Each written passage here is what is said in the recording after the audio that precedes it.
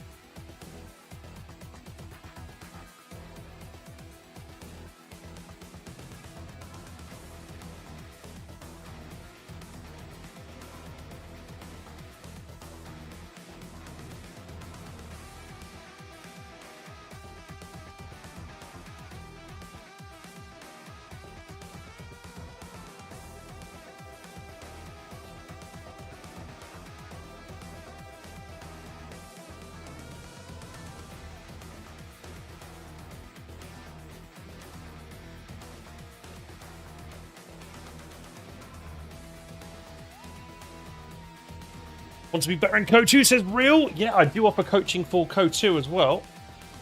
Code 2, Code 3, even Foxhole, and probably even Dawn War 4 when that comes out.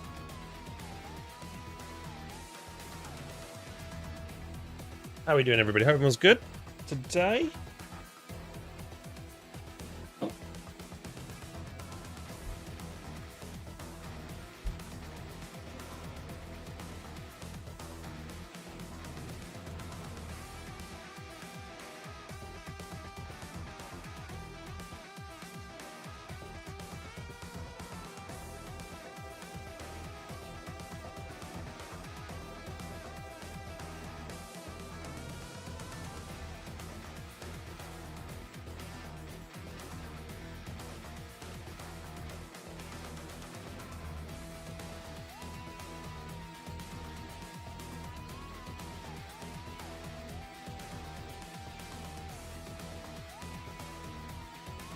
Off to Mount Fuji tomorrow, lads. That'd be interesting.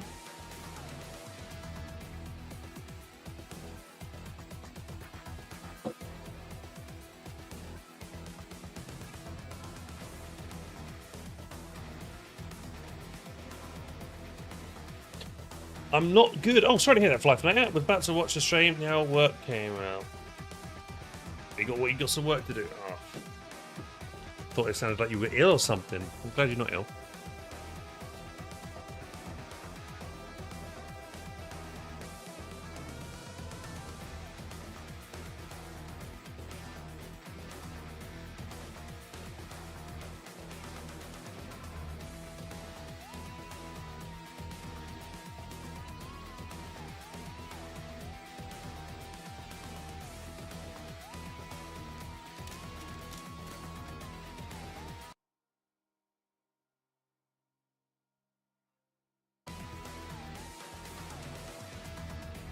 Hey guys, what's up everybody? How are we all doing today? We'll watch later tonight again the early GG game.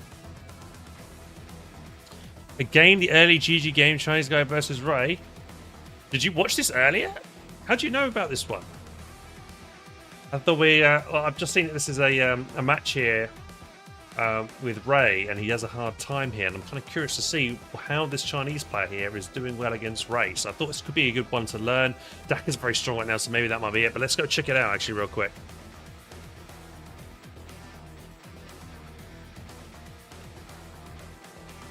You cast it days before? No, this is a different one.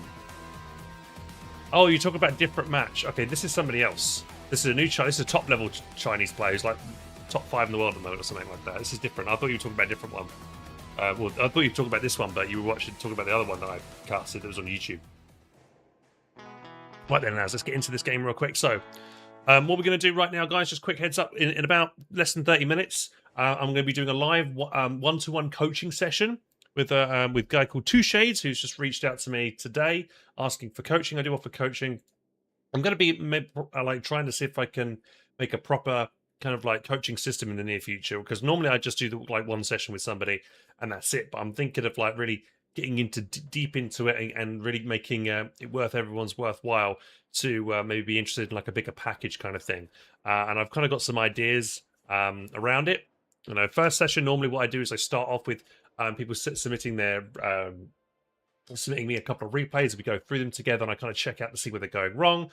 You know, how they're playing, kind of get their thought process, getting a feel for it, and that's kind of like maybe the first session. And the second session, we maybe want to get into build orders, maybe certain other aspects. Also, in the first session, I'm also thinking about maybe giving that person maybe a couple of tips and tricks to maybe go away with, see what they can improve on, let them know that what their biggest issues is, kind of things like that. And then as we go through the sessions, we go build orders, micro tips, tricks, all that kind of thing, how to play on maps, how to get your timings down right, what you should be thinking ahead, what you're scouting, all these kinds of things. So I'm thinking about doing that kind of thing, make it a bit more like in depth for people. And if you are interested in coaching, please do hit me up in my DMs on Discord or on Twitch, and I'll try and get back to you and we can organize something. But let's go watch this quick. This game is under half an hour, so that's why I've chosen it. So we're just going to jump into this really quickly. Everybody ready? Let's get on to it. Let's do a quick record here, and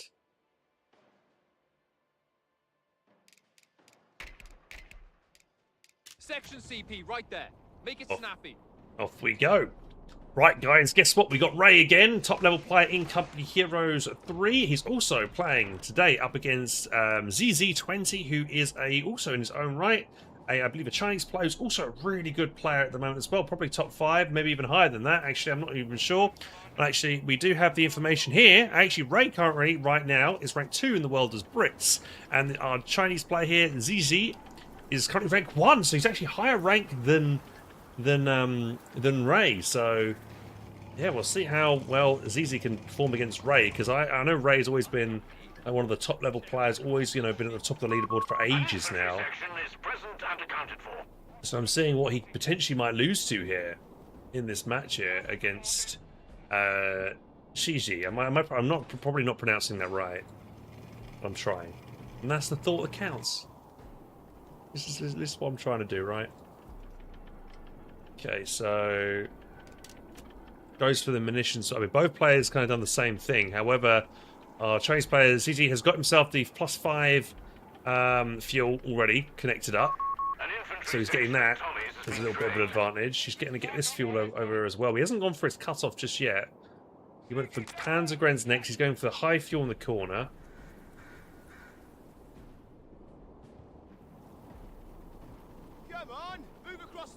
And yeah, I'm off to Mount Fuji tomorrow, by the way, guys. It's like a school trip.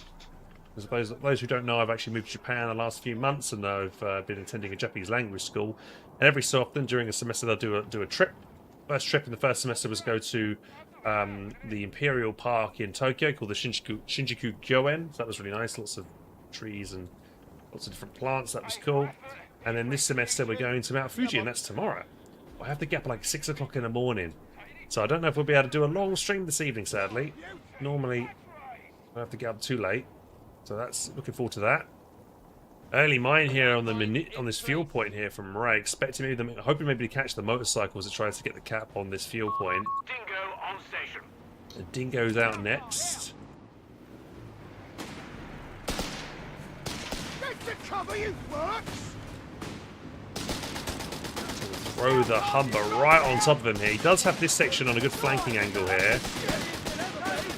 However, Humber already taking a lot of damage here. Is it going to go down already? It's probably Wiz. Looks like it's going to chase it down. In a dead Dingo straight away. A little bit of a late retreat on that. He might lose his PGs for this. And Ray didn't chase. Could have chased then and probably get the kill on that one-man Panzer Grenadier left. Easy kind of was a bit of a late retreat on that unit.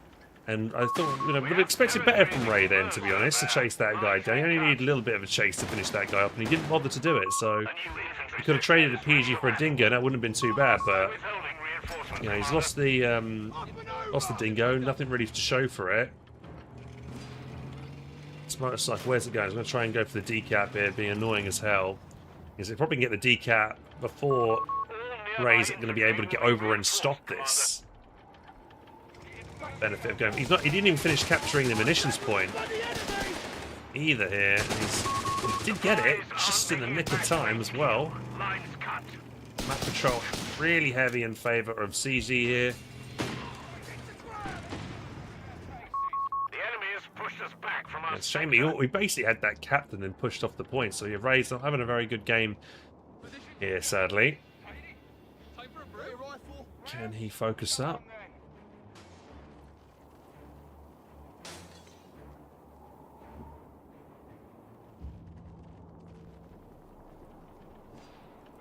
Right, so capture this mission's point. Welcome to the stream, by the way, guys. If you've just tuned on in, just casting a quick match between Ray and CZ, and then we're going to be doing some live coaching. Oh, we've got like 3 PGs onto this squad here, and the motorcycle popping in the mark target in as well. He's dead. We're losing a munitions point to enemy action. Just got to bet one of those Panzer Pioneers. Wonder, I guess maybe he's going to try and see if he can catch some weak squads here on this side. He's not really interested in capturing these points here. Territory lost. He retreats here. I guess he wants to deny his... He knows his opponent's only got this +5 fuel, so I guess he wants to try and keep the pressure on Ray's fuel consumption here. And he knows the squad's also quite low. He might actually get this here. Oh man, that is a dead section. He was not expecting those triple Panzer Grenadiers to come around and flank him then. What is Ray going to do? He's getting himself a machine gun out. We've already got tacking done here by CZ. Is he going to go for 8 rads maybe here? Normally that's what you see if someone goes for this. And yep, an 8 rad is in the build already. 5 minutes and 30 seconds to a game, and 8 rad is in production. It's fairly quick. He's keeping these PGs all together as well. Means they're going to pretty much win most engagements. There's only 2 windows here. So 2 guys versus 15. When a grenade on the door, Ray not even reacting to that. Yeah, he could have jumped out this door or that door a lot quicker, and he didn't. MG will get some suppression in. However, the motorcycle's in a good little angle here to hit and decap, I think. No, it's just stopped shooting for some reason. MG's turning.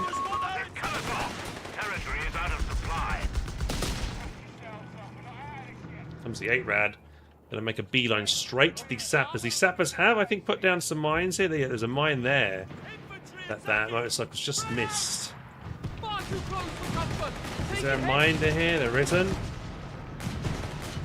Ray opting to keep the squad hidden on the field. I guess he's worried. No, he's going to go around this way. Oh, look, he just spotted that much. He was that close to hitting that mine there. I was wondering if there was a mine there. It's hard to tell on how dark this map is, but he's a bit cautious with that 8 rad movement, and rightly so. There's another mine here, though. Did I just hear a fire alarm go off? Oh, it's Carpenter. Don't. Stop. Stop, bro.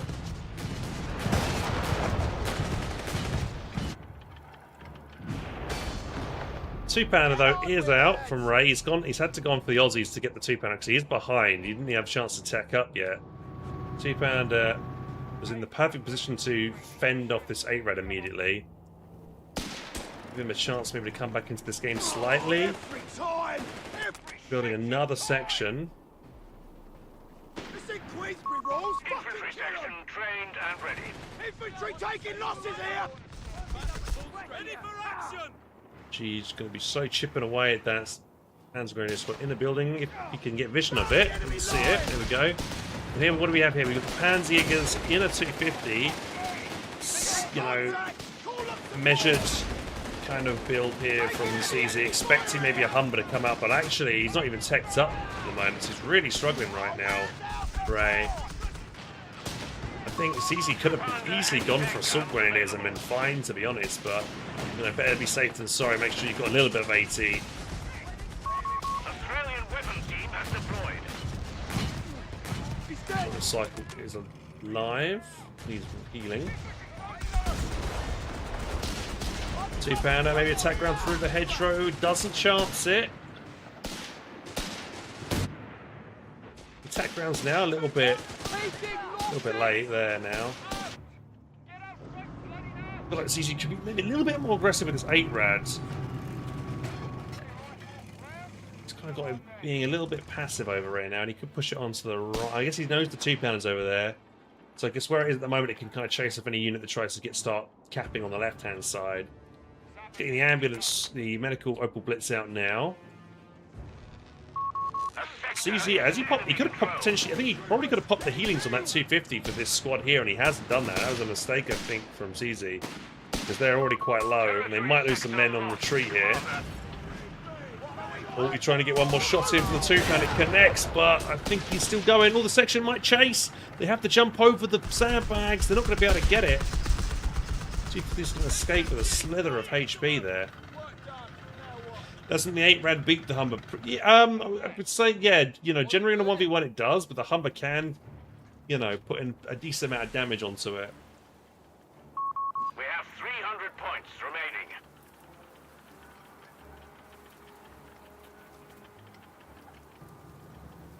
remaining. £300 remaining. Ray is behind significantly.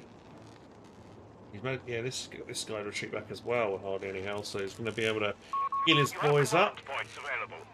And actually, you know what? Because he's got armor, you know what he's going to go for? He's going to go for the Flamethrower Panzer 3. And I feel like this is what I've been seeing a lot of DAC players do. And I've been playing Brits against DAC players. They did exactly the same kind of strategy, getting the 8-Rad, double 8-Rads into the Flamethrower Panzer 3. And Brits are just having a super hard time dealing with it. To be honest, I don't think you should be able to call on that Panzer 3 Flamethrower tank without Tier 4 built, to be honest, because it's a pretty nasty vehicle. He's got tech. He has got tech now in the base, Ray. Hasn't got Stuart tech yet, so he's not got that available. We also have veteran squad leaders selected.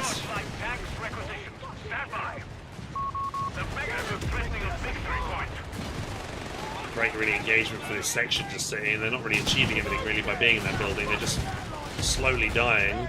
Double 2-pounders are together, get a 1-2 combo, but they're clumped up, got to run away now. A-Red can chase him. Because these 2-pounders are clumped up, he knows he can chase, he gets a section kill there. Decides not to keep pressing him, he gets the kill there on one of the important sections. And here comes the Panzer 3 Flamethrower tank at 11 minutes 20-ish seconds. Fuck's sake! Hello Girth, how you doing? What's going on?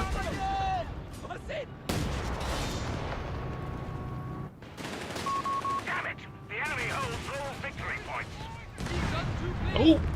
And there's that early mine that's come back and paid dividends for Ray as the 8-Rad reverses into it. And already low health, that is a nice pick there for him. He really needed that. He's so far behind right now, Ray.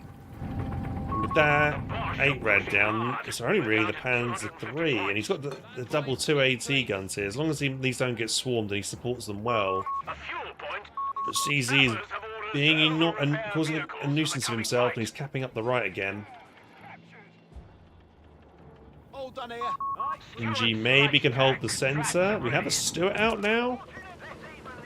In this funky pink colour. This MG is already looking at about 60% health. These all have LMGs. Enemy ground forces have claimed a sector. Here comes the Flamethrower Panzer 3, but anti-tank guns are over here. I don't know if Ray has seen this Panzer 3 yet. Maybe he's heard it move around the map. Panzer 3 is going to want to try and focus on the machine gun in the building. Perfect target for it. 2-pounder here is covering, but bounces. Stuart misses the shot as well. MG is going to die before it can get out. Not good. An infantry section of top. The enemy has our victory points now. Oh, squad might have died over there, no. He does have the slow effect on this 2-pounder here, I think, right? Go. I don't know. He hasn't got grenades yet. He's not got grenades either here. And the 2-pounders got some serious damage on that. And Panzer 3. I think he might lose one. Panzer 3 wants to be really aggressive here, but the second 2-pounder is there. He could attack round through. Is he going to do it? Oh, it bounces. No. And here we go, the fresh 250 on the field, making a dive. He's got the snare. He got the snare off onto the Stuart. Good flanking. He was going to get the kill on the Stuart. He can't stop that. However, 2-pounder gets the kill on the motorcycle. Another decent defensive mine. Hands of 3 could be thrown back in the fight, maybe. He jumps out. Is he going to try and tow it? And it would be kind of fun if he tried to tow this 2-pounder away. I think he's going to try and go for the tow here. He's so low. Oh, he manages to turn and kill it. Section might die. PG Squad might die. He's trying to focus it down. Can this section get the kill? No, he just gets behind the hedgerow. Meanwhile, the Panda 3's back up to half health. It could really get back into the fight right now. Hans-Jägers should be trying to focus and blow the 2-pounders up while he has the chance. He gets one. He's working on the second.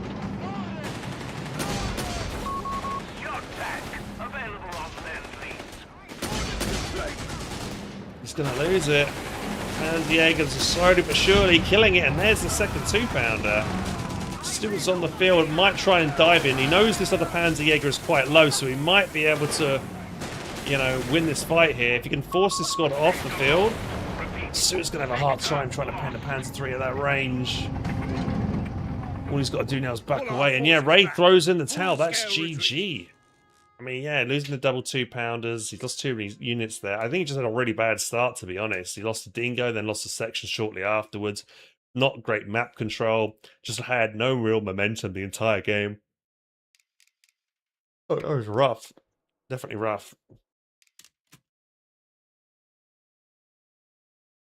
If I join your session, will I be able to beat Moses? Who the hell's Moses? Yeah. That first Dingo man, I guess Ray wasn't expecting the Panzerjäger, so just standard Panzer Grenadiers, to do that much damage to Dingo. I mean, he did throw the Dingo right into close quarters combat, so those Grens were going to not really, you know, didn't give them much opportunity to miss, being that Dingo being that close.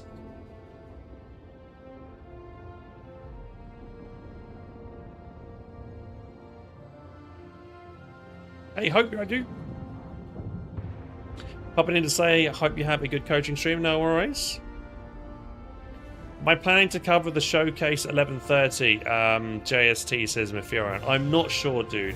I have this coaching session from 9 to 10, and then I have a meeting at 12 today. And I've also got to go to bed and wake up at 6 o'clock in the morning, so I'm not going to have much sleep today. But because I'm going to Mount Fuji tomorrow, but hopefully I can get some sleep on the coach. I'll take some earplugs with me and try and see if I can get a little bit of a rest.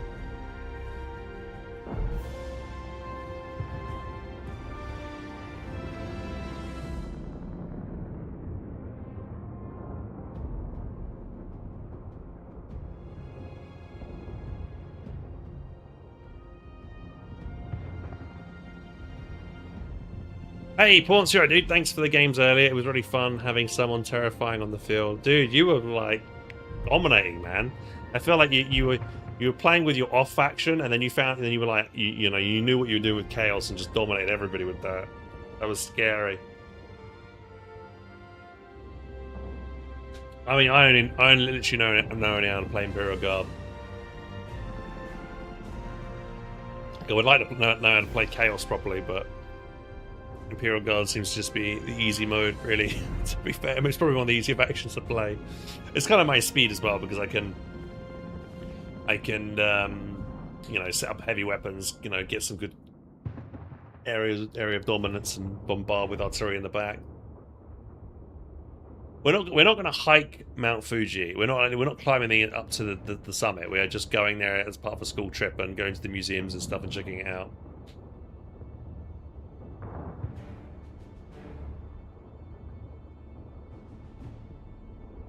O3 Moses is tightrope. Is that what he's been labelled? I didn't realise. Tightrope's nickname was Moses. Does he know he's called Moses?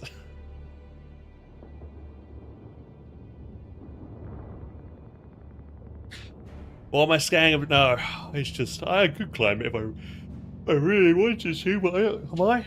No. Don't want to. Not too keen on climbing it.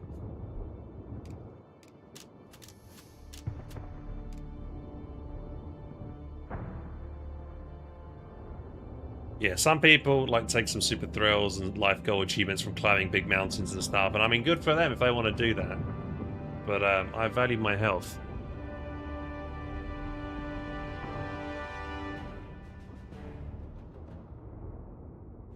Humans aren't really meant to climb that high.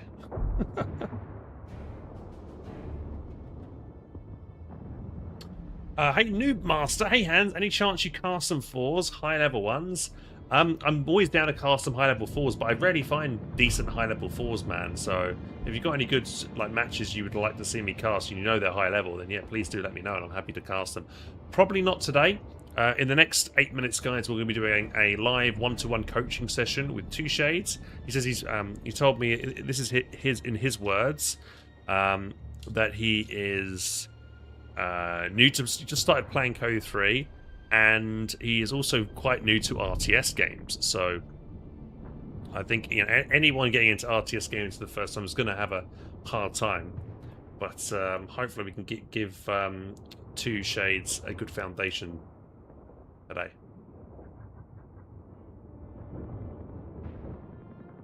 Hey Hans, probably a stupid question, but do you have a Discord set up? Yes, I do, and we do have people that regularly try and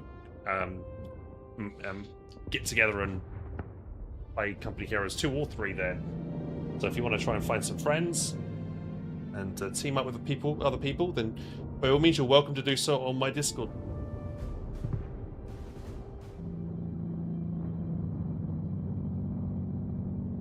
Back's killing me, man. Yeah, dude. Oh, man, I wish I could have an injection of caffeine into my veins right now, because I'm feeling really tired, man. Oh. Yeah, I had a test today at school as well. I think I only got 4 questions wrong, because we then reviewed it afterwards, and I saw where I went and made a few mistakes, but overall I think I did pretty well.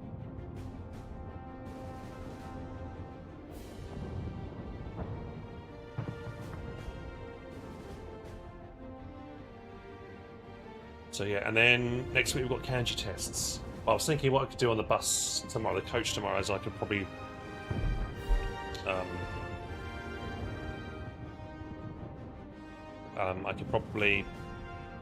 do some kanji practice on the coach or whatever, yeah.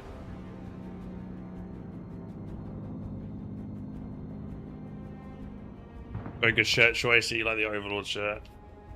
It's sick. I'd recommend watching this anime if you haven't seen it already. It's really cool. Right, he's given me his replays here. He's got some 2v2s he's been playing with some friends. Okay.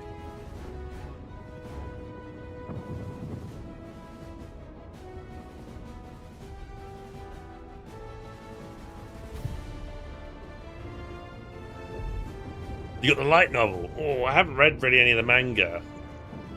The light novels, I probably should at some point.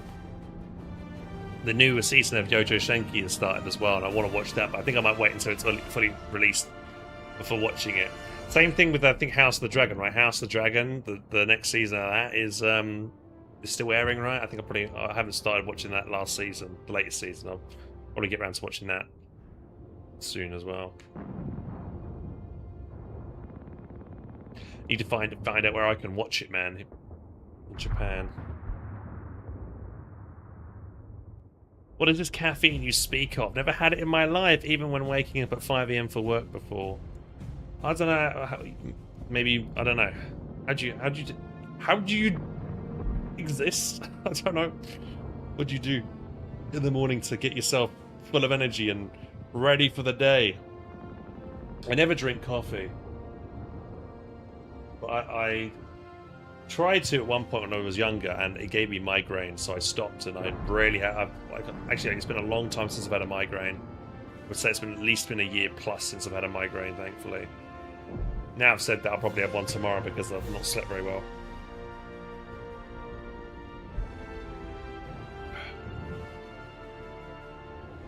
Did I see the coach? No, I've not seen the coach streams from Relic. I have also not seen the latest play sessions they've done of Last Stand.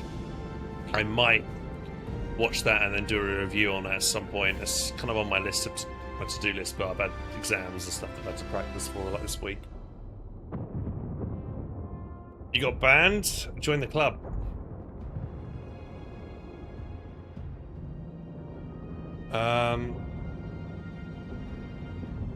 How's the food over there, mate? Any cool cultural thing you notice or learn? Yeah, the food here is amazing. Really recommend it. It's so tasty. Just read the TLDR. It's just too long to watch. Oh man, I don't know. Is it worth it? I don't know. I'm not sure if it's worth me doing a review on it, man. I might ring the TLDR version, but we'll see.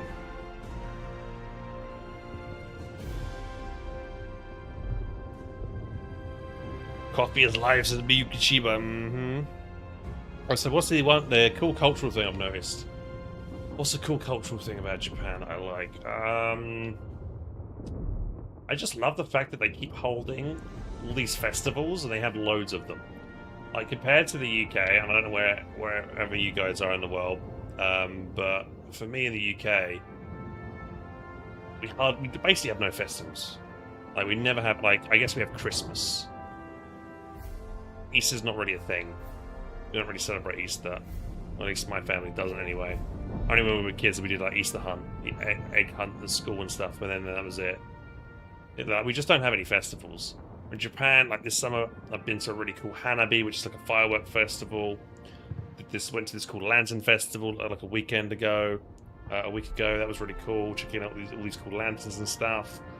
You know, when I was when it was Golden Week, and I went to Hakuba to see Revi. We did like a Salt Road March, which is a festival as well, celebrating like an old tradition kind of thing. So it was really cool to be a part of lots of these kind of festivals. And just nice to celebrate like heritage and history and stuff. And it just feels like a shame that we just don't have that. I like the fact that you know, Japanese people are very proud of all their ancestors and history and things like that. So I think it's really cool. I'm moving to the Philippines in a couple of years, Hans. Going for midlife crisis. Once again. Join me. Join the club. That's what I've been doing. Right, is it? Yeah, here we go. Let me just reach out to the guy. It should be here now. Yup. You ready? Are you ready? Let's see if Shade's ready.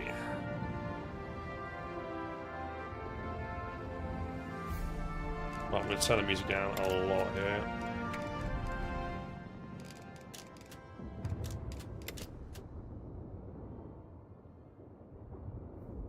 Right, here we go.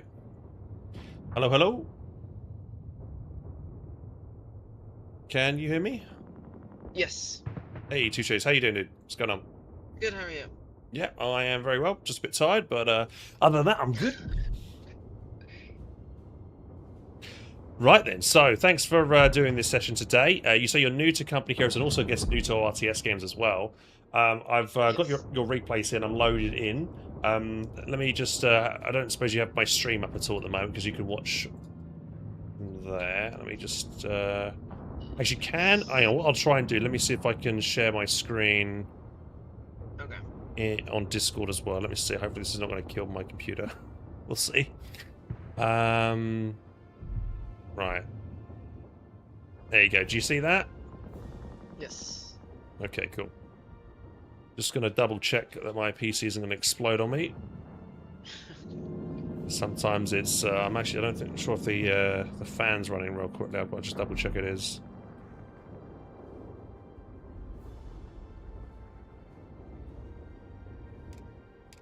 I think I set the right ones.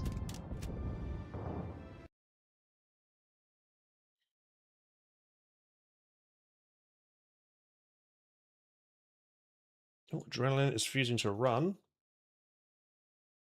Okay. Bear with me a second. Apologies.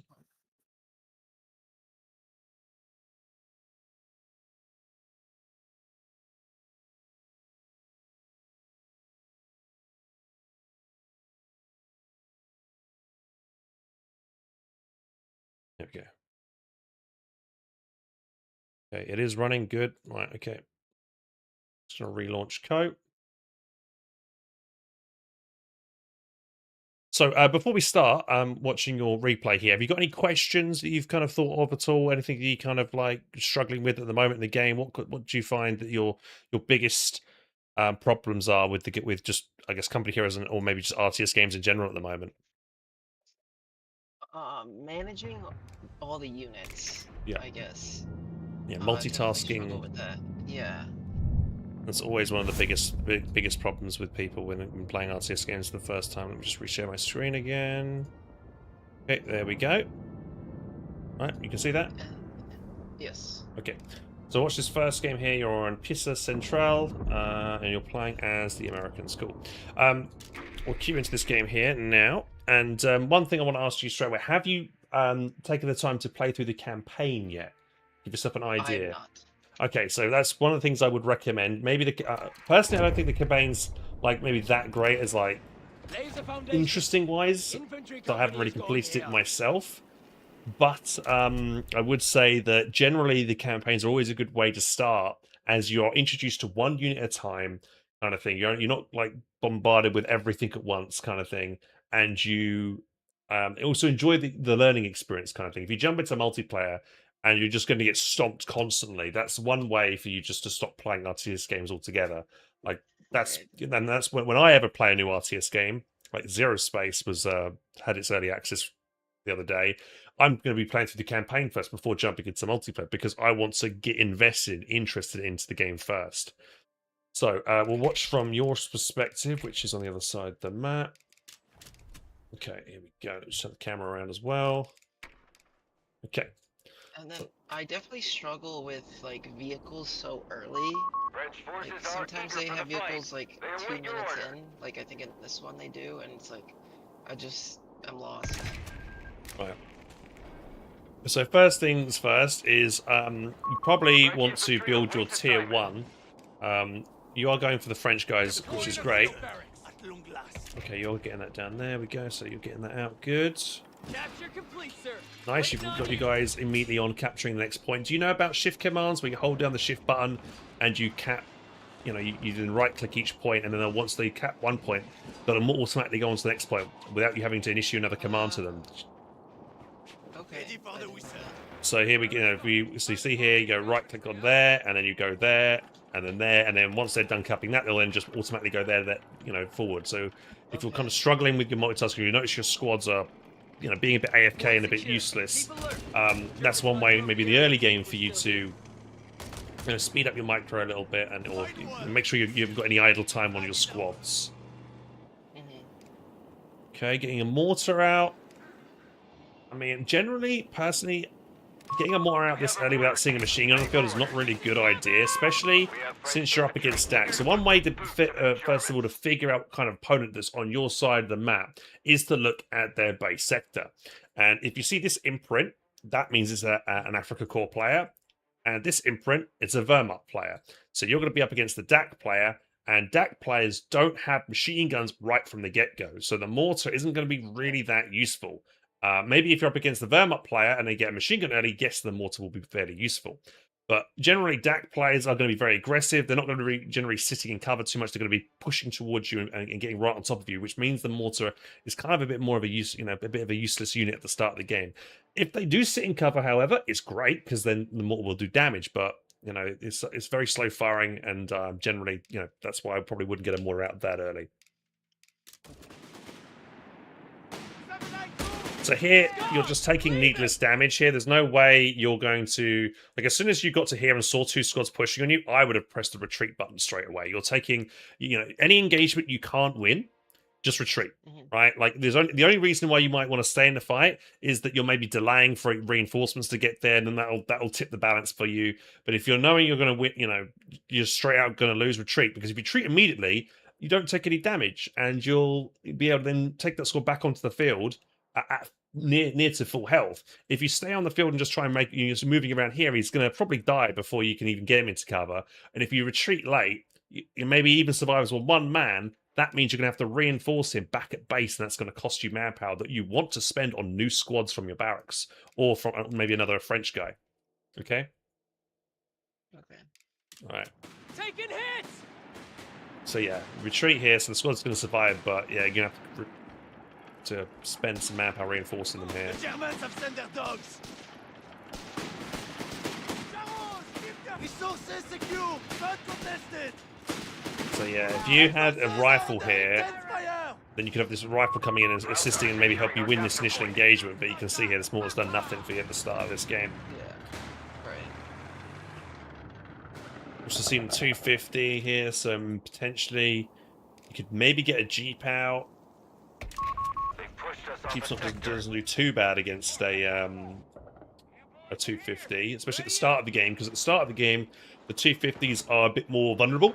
They don't have later on they can access that players can upgrade them from the armory to increase their armor a bit and a little bit of extra health kind of thing. Right at the start, the Jeep has a decent chance at doing some damage against the 250 if microed well.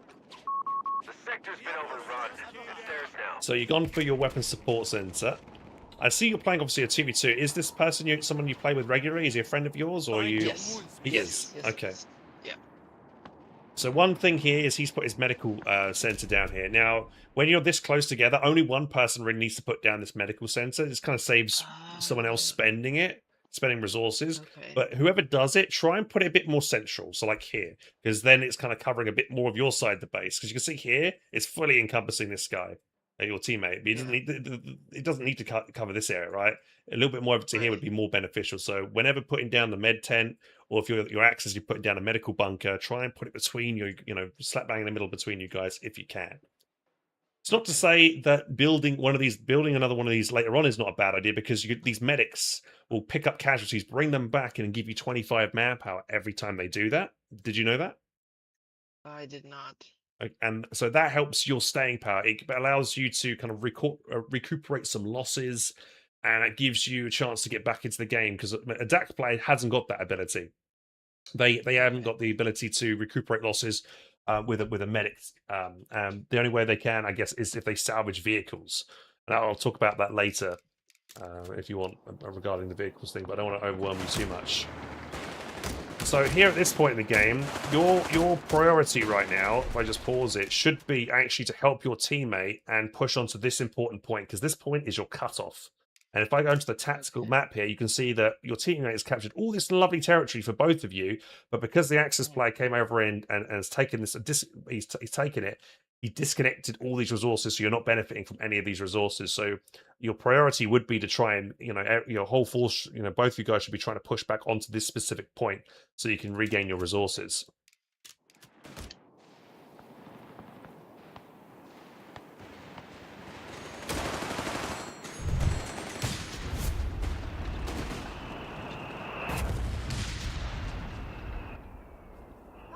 Yeah, so this squad here is a bit idle.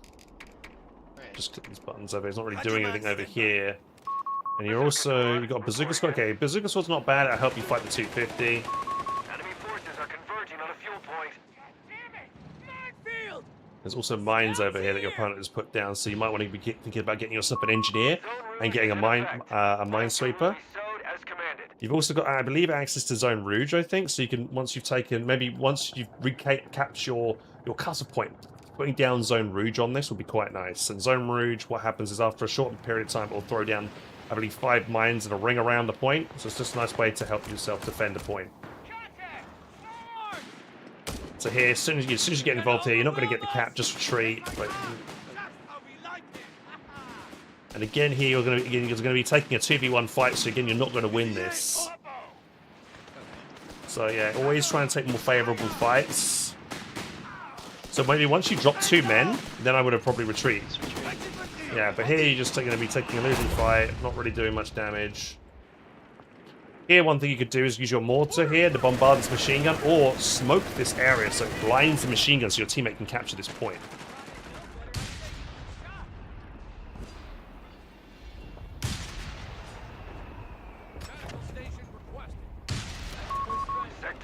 And then I think I do put the mines down, but I forgot to tell them, and then I think we take more damage from the mines.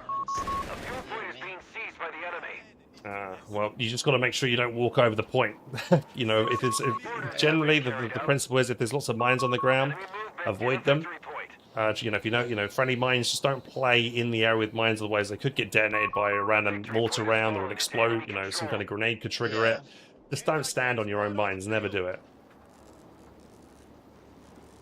I think 2 bazooka squads is a little bit overkill. You've only just seen a 250 at the moment, so you don't need this many bazooka squads. You kind of need more anti-infantry to help you push over it and capture this important point here. Oh, Mephiron, did it disconnect because of me moving around too fast? It might have done. Alright, so getting this point back, that's good.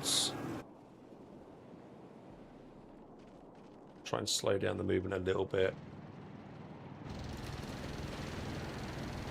So yeah, here's where your mortar wants to be bombarding or rather smoking. This guy's very quick to act, actually. He's picking up his machine gun as soon as he hears that fire, so you're probably better off maybe just smoking this area. Just so this MG cannot really get involved here to start with.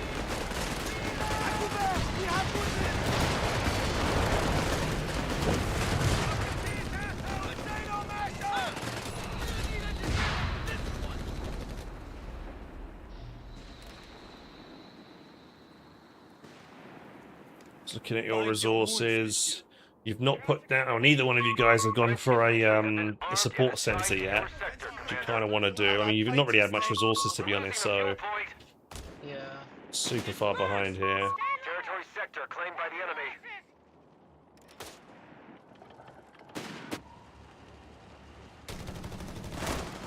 So you can try and maybe take your guys around and go up around this area and flank. Because MG is kind of locked in this area. If you try and do a more of a wider flank, you can come up behind it and get, come in from the side here, which will probably do a lot better. But yeah, the bazooka squad guys, basically no damage against these infantry. Also, grenades. Try and watch out for grenades if you can help it. The way to kind of figure out when a nade's being lobbed. So first of all, when it comes to grenades, you want to be thinking about the types of units that can lob grenades. So therefore, that comes to, I guess, game knowledge. Not if you're new to the game, you probably won't know all the units in the game that can lob grenades. And what I would say to you is try and take the time to learn all of those, just so you know what units can do what, basically. Which units can lob grenades, which can lob anti-infantry grenades, which can lob anti-tank grenades, and that kind of gives you an idea of when you're getting in an engagement, what units maybe you need to be looking at just to see if they're about to lob a grenade. Because there's a very clear animation. When a unit lobs a grenade, they'll always do a specific animation before you'll actually see it thrown, and then there'll be the timer on the ground. But if you watch higher skilled players, they will move away before the grenade has even landed because they're paying attention to that animation. Right. So that's one thing I would say is to look out for. Yeah, if you want to try and get better at dodging grenades.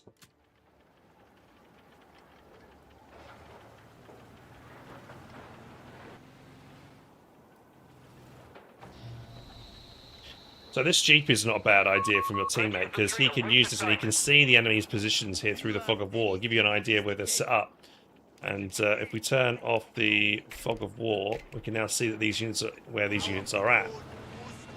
So now that you can see, with this kind of like radio intel that the Jeep is doing, it could give you a good idea where you can bombard with your mortar, or at least drop smoke here, because the MG is around here in this area, but you don't seem to be using this mortar very well at all.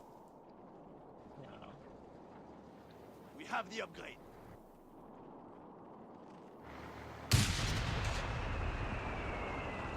So, generally, when it comes to, oh, there we go, yeah.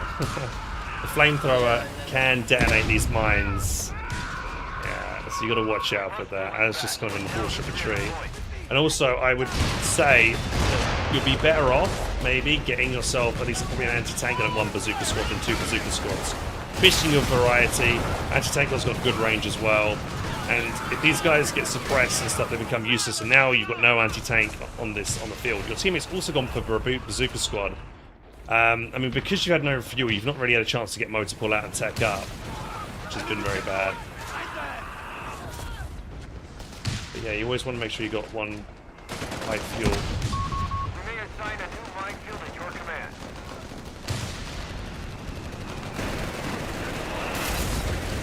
There you go, Mortar's going to hit there and force that MG back now. There was also a very low grenadier squad over there. If you see a low squad, try and see if you can focus fire them. Gustatory, you don't want to be clumping your squads against Gustatory because their flames can hit multiple squads if they clumped up this way. He's currently focusing on them on just the one squad over there, but you want to try and avoid fighting these guys in close quarters combat. These guys are elite infantry and they're very good against other infantry, but they're terrible against vehicles.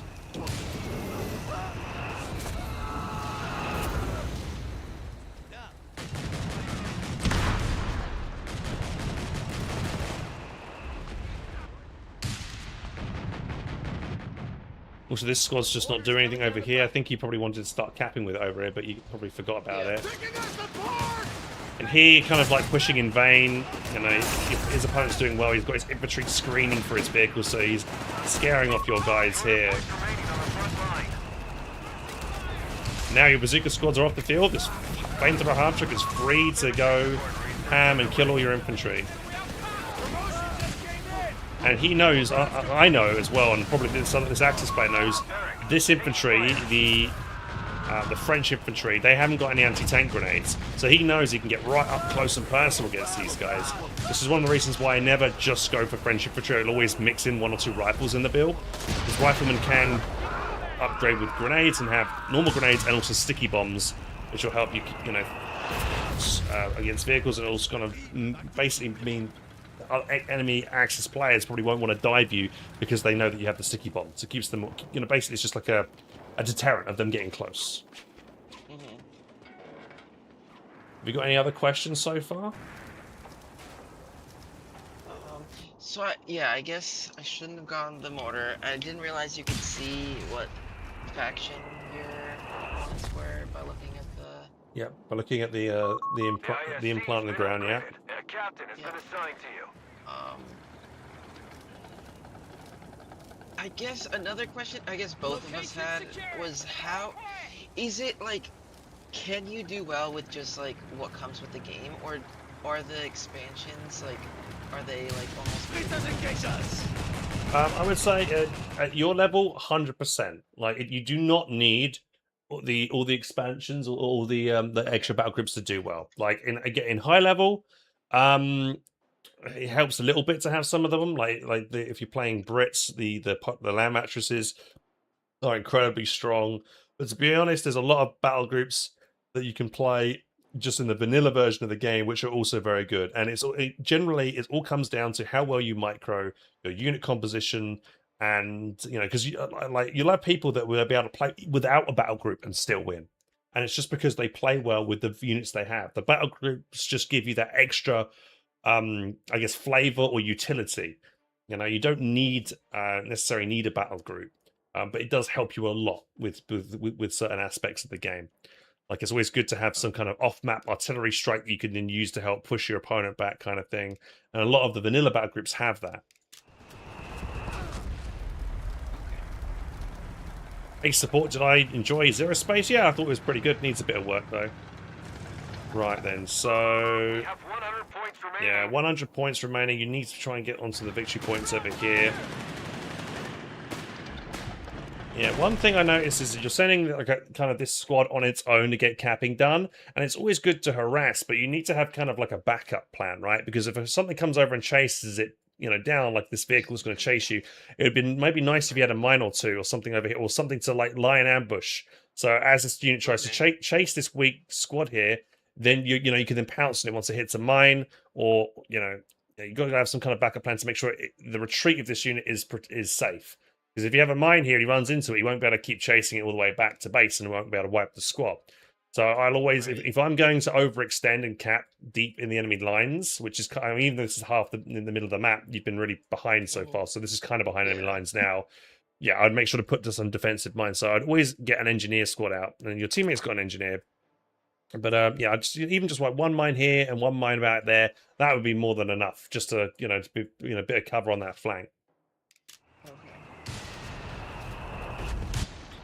Yeah, your teammates also blob capping, so you never want to cap with more than one squad. Just cap one squad at a time. Doesn't speed up the cap. That was a little nice pick there from you onto that half track. To be honest though, this guy should have seen that. He has this Ketting Crab, which is good for spotting, so he shouldn't have driven straight into that unit there.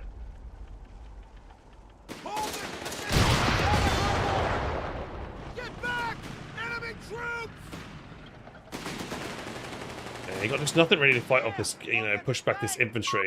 Territory point is no longer Yeah, you want to be using your units in conjunction, so maybe waited for these guys to help push up before you push in with those guys. You know, try and use your units together. infantry have been armed and assigned to your sector, Commander.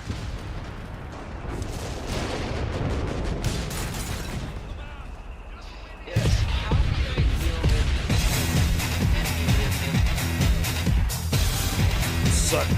vehicles? So enemy vehicles in the early game. One second, Supremro Ran. Thank you so much for the 23 months, dude. Really appreciate the Prime subs. Very kind of you. So in vehicles in the early game. So yeah, maybe so against the 250. Make sure you're fighting. Always, regardless of what you're fighting. Generally fighting cover. So make sure you're fighting in light cover or green cover presents itself, and you've got the cover between you and the enemy vehicle. The next thing I would say is maybe potentially get a couple of rifles and get early grenades, so that if he overcommits with that vehicle, then you can lob an anti-tank grenade so you can kill it quickly.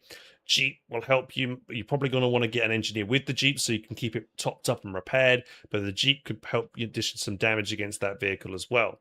As you transition later on, I mean, because both of you guys have been so far behind on fuel this game, you just put on the back foot from the get-go. Really, you didn't have enough fuel to get your motor pools out. You got it now, but the game's pretty much over. But you do want to try and get the motor pool in. Both of you want to get the motor pool out so you can get yourself your M1 anti-tank guns out. And do not just rely on your bazooka squads. Maybe one of you could go airborne and you could power drop one in. So that could be some way for you to get AT, get that anti-tank gun out. If you maybe fall behind, so you can power drop it in rather than spend the resources on getting motor pool up. That's an option there potentially. But I'd also like, I'm seeing, your teammate Rob here is doing a good job with spotting, but you're not really taking too much advantage of it. You've seen this enemy position, you've both got mortar, especially you. Your mortar's like sat back, not done anything. And if you just press your tactical map, you can see these red dots here. If I just maybe turn again, let me just turn off the fog of war, select to play only, and it'll be you. And I press play real quick. You can see these kind of units in the fog of war, right? You don't know what they are, but that's infantry. At least it's infantry, and that's a vehicle there, and that's another infantry squad. So I would probably think that's an engineer repairing that vehicle, because why would that be there? And then I'm thinking, because I know units when they repair, they take a lot more damage when they repair. So you'd want to be, that would be a really good target for your mortar if they could get in range to hit there. So if I put back on reveal, oh look, there you go, look, it's a pioneer there, and he's probably he's repairing that vehicle. So if you hit that squad with the mortar, you might be able to one-shot it because of that kind of attribute with the game, where units, when they repair, they take a lot more damage. But so just make sure, I'd say so. So I would write this down for sure. Make sure you get at least a couple of rifles with sticky, and make sure you get grenades. Don't have to get grenades straight away. I'd probably get maybe 2 rifles first, maybe 3, and then go for grenades. Next thing, you want to make sure you get the healing in the base, and then probably think to try and take up to motor pool if you can. And one person maybe going for the bazookas is not a bad idea, but I wouldn't both of you do it, right? Okay. You want to try and complement each other, right? If one person's got bazookas, the other person might have some anti-tank guns, or you could have maybe one bazooka squad and one anti-tank gun. The problem is with both of you going for weapon support center, you both have to spend the resources to make that building, right? And therefore you've got less resources for other things, because if that makes sense. You don't really want to be investing. Getting the bazooka upgrade, which you're doing now, is good, but so that's something I definitely would do if you have gone double bazooka squads. This bazooka upgrade also applies to any squad that uses bazookas. So if you get paratroopers and give them bazookas, it'll increase their damage. If rangers get bazookas, their damage will be increased as well. SSF with their bazookas, they'll get more damage as well. So it applies across the board, not just to your normal bazooka dudes.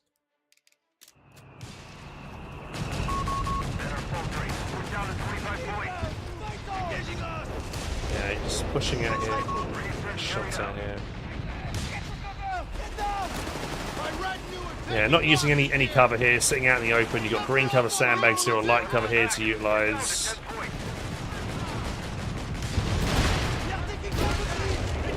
Yeah, run bars generally very good as well.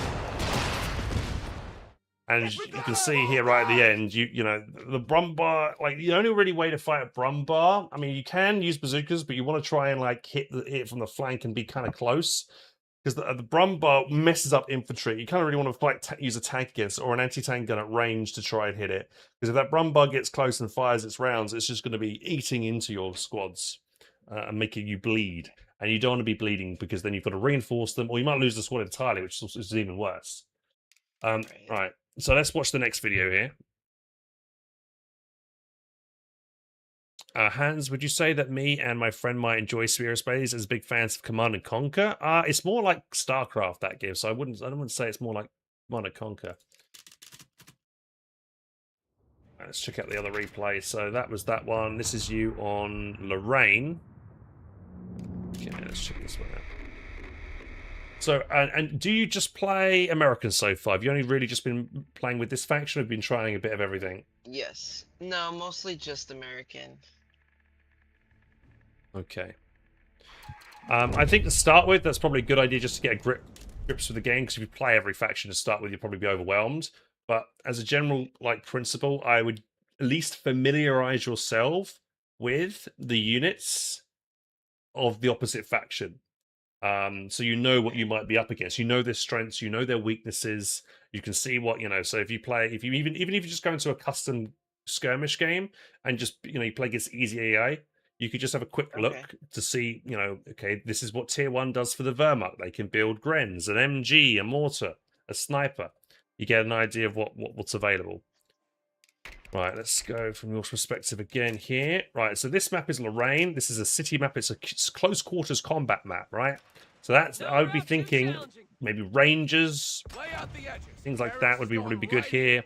Let's see what you've got. I mean, you've got Airborne, and you've gone for French again. To be honest, I mean, not the best commander choice for this map, I guess, but it's not terrible. You can get the multiple grenades if you go for New Blood, and that could be good at flushing units out, especially when they're going to, because close quarters combat maps like urban environment map, units generally funnel in quite a lot when they go through like these tight corridors and things like that, or around a corner. So grenades do quite well in that regard. So, and then the French, going for the French guys with New Blood, if you pick that option, you'll have the kind of multiple grenades when you do lob a grenade. You get a bunch of grenades rather than just one grenade when you pick that option. Yeah, you seem to be going for a mortar straight off the bat again. It's not a good idea. Okay. I'm just so traumatized from LMGs. Point secure. Keep alert. Pinning me down. Germans might probe the area to see if we're still here. Well, one other thing, you know, what you can do is you can just jump into a building as well. Like, jump into a building quickly before you push into an area. Give yourself vision of that area so you know what you're going to be coming into contact with, right? Don't just run straight round the corner and then just get suppressed by a machine gun. Jump into that building first. Give yourself a bunch of vision of the area. It looks like you're going to do that. So you see what you do. You come in here. You now spot that unit on that right. Right? I'd probably jump out of this building and then maybe go to here and start shooting him. Just to try and get a little bit of damage on there. But yeah, you kind of missed the opportunity there. Yeah, the other thing of going more early as well, just limits your early game firepower. Right. Also, him jumping into that building now, he knows that he's now seen you from being in that building, and he'll now push your mortar. Because he jumped into the building to see it. Like how you jumped into that building and saw him there. So what you could do here, actually, though, is you could double team or even triple team now with this other unit here. So you can collapse on him here. Go to here, on cover here, get your scout squad. Yeah, you're doing it right here. Keep focusing. Maybe get the scout into this building. Maybe a little bit missed an opportunity then. I think you kind of 50-50 there, where if you would have beaten into that house or not. But you probably should have tried for it, because there is a door there as well. Right. So, and if he, you won that engagement overall, so that's great. Now I would make sure to try and pressure this fuel. Here comes a 250 now. So this is not what you don't want to be doing. You don't want to be walking past a unit inside a building, because you're just taking so much damage as you walk past this. That's not good. Here, I don't think you need to retreat here. You could have jumped out of this building here and maybe started to cap it slightly over here where he couldn't have had vision, or at least if he couldn't cap it, you could have moved him around and start capturing the victory point instead. Right, so maybe a bit of maybe slightly too early on the retreat there on that unit. New boys are here. Enemy forces are converging on a fuel point. Hey Flex, are you doing live coaching Medical station. in live games? I can. Yeah, I'm happy to do coaching in live games and coach someone as they play. I've done that before. So here we go. You're on here. So unfortunately, there's no building you could enter in here, but here you've only got one guy firing out of 5. So you're not going to be doing well in that engagement. You want to make sure you bring all your guns to bear here. Bring this squad in. Now you can 2v1 it, but this squad's only firing 1 rifle out of 5. So you're not really giving yourself your best chance for this engagement here. And this is why a couple of rifles are important, because you need that sticky bomb to fend this off. Because he's gotten right. He knows he can get right in up against you, because he knows these guys haven't got the AC grenades. So that's why it's so important to get a rifle or two. Make the enemies pay for every misstep. It's like if I see if I'm up against a brick plant, all they make is Australian sections. Oh, I know I can do the exact same thing. I'm going to get my 250 flamethrower right in them because they haven't got AT grenades. I haven't got to worry about my vehicle suddenly taking a big chunk of damage and also being critted. Defend our victory point. We're losing it. At least, like with your teammate Rob here, these sections can lob AT grenades, but I don't think. Oh, there you go. So he's lobbed one in. And he might be able to focus this, at least focus one of these MGs, these 250s down here. Oh, but he got burnt out here. So unfortunately, they're both going to get away, sadly. And also, maybe getting yourself an engineer squad out with a flamethrower, because it's an urban map, would also be good. There's all the cover and stuff. You need to be able to flush him out. Teammate's going to have a rifle grenade here, but he's quite quick to react.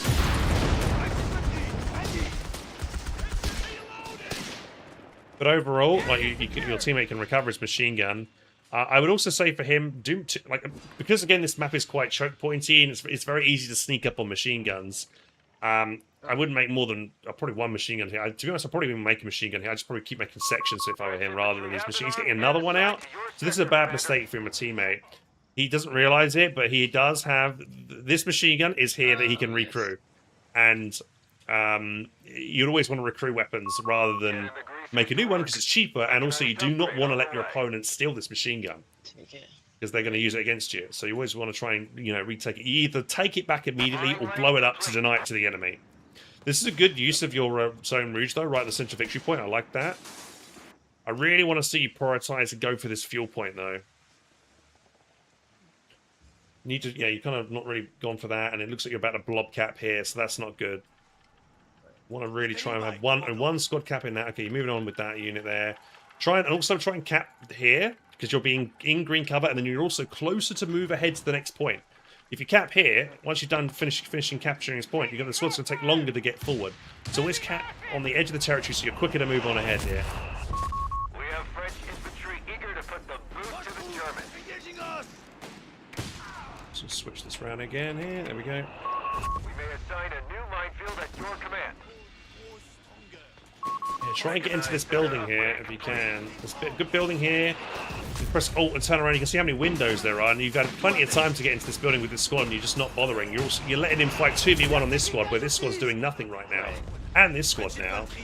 You've got the numbers to win this fight, but you're just not using them.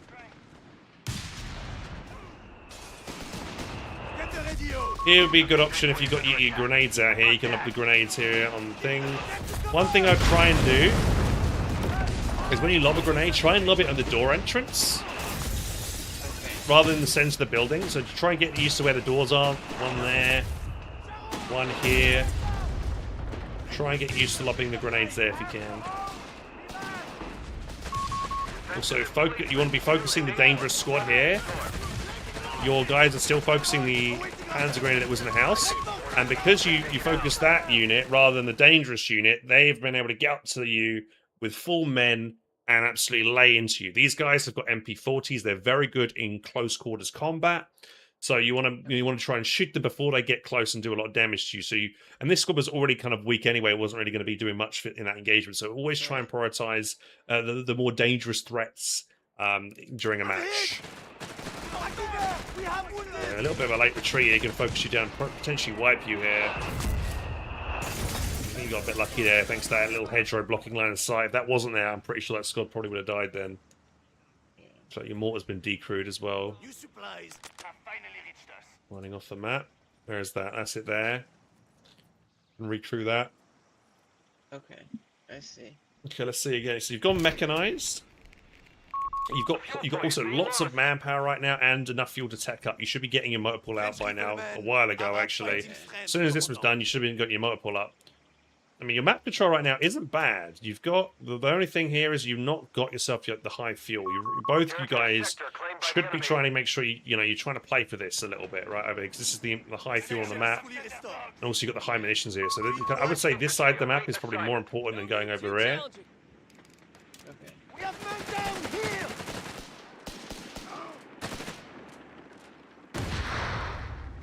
One thing you should be thinking about doing it as well with some of your spare munitions when you can afford it is maybe don't spend all your munitions on grenades. Try and give your guys a little bit of extra increase in DPS by giving them maybe one of their machine gun upgrades and things like that. Again, building here, you could dive in that. One thing I just want to pause and point out is if your units are in buildings, they cannot be flanked by other units. Right? They're in building, they've got 100% green cover, right? So if you can get into that building, you should. Because if that squad tries to push up to you, then the cover doesn't really count. But you should try and get into those buildings. Make sure you got that cover and that position. And also, to be taking less damage inside that building as well. Another thing you can do, if you decide, it's a nice way to bait out a grenade because someone might try and lob a grenade at you. And then you can just press tab, then right-click the side of the building you want to get out of. But once this match is done here, I'll go over that maybe in a minute with you. Just to give you like a little tip here to how you can get out buildings very quickly to avoid grenades. But sometimes I like to force people to waste their munitions by lobbing grenades at me, and I know I can easily dodge them. Okay. So here you kind of let your opponent get the strong point now. However, actually, there's only one window here that I think he's shooting you from. Actually, up the top, I think maybe. But yeah. You should be shooting this guy because this squad's not really doing much DPS to you. This one's the one, right? You want to focus the threat, which you're not doing. But you are lobbing the grenade the right way, which is good. Exactly. That was a nice grenade. Yeah, do not build under fire here. So you built this. So this really is like an anti-tank turret kind of thing. This is not a really good choice for you to build at this point in time. Especially since your opponent's got a mortar out, double mortar after, because he was bombarding you before that because he decrewed your mortar, right? So building this doesn't make much sense because it's just going to get killed by indirect fire, and also because your opponent hasn't got you haven't really seen any tanks from them yet. So you're investing into this thing, which doesn't make sense at the moment.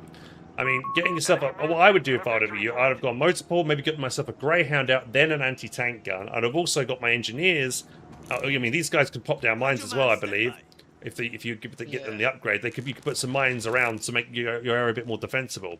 I do like, however, though, that you have put down the forward repair station next to it, so these guys can automatically repair it out of combat. So that's kind of nice. I like you combining those things together. Hey, you're blobbing a lot of your units together here, and you've still not got this fuel. Oh. You really should be putting a lot of pressure on that specifically.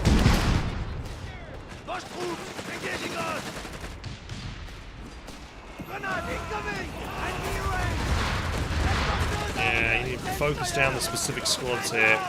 So here you've kind of pushed in against a close quarters unit. If I were you in this engagement, what I would have done to start with, I would have probably jumped into this house first, seen those guys, disengaged, taken my guys back and gone maybe around the long way and fought these guys at distance rather than fighting them like in the CQC where they're going to be doing good.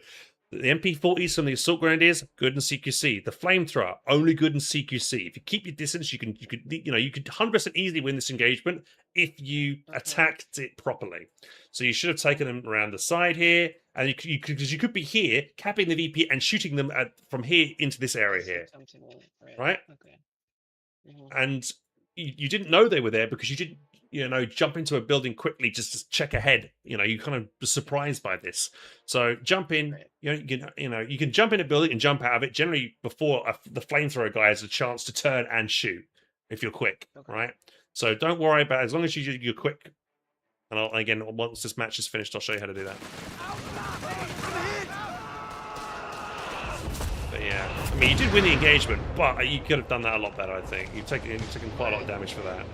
Also, you're probably going to blob cap here, especially with all the mortars already firing on you here. Yeah, keeping you guys too clumped up. And now, because they're all clumped up, one hit, they're all going to be forced back. And once again, your opponent's able to maintain control of that fuel point. Only one squad needs to capture that point. The other two could have gone over and captured these important points. Right.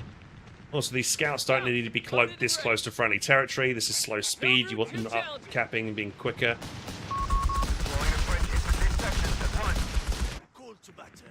And you decide, okay, this is bad. So you're making more and more infantry here. You have fuel. You need to be spending your fuel and teching up, right? General principle, 3 to 4 like mainline infantry, right?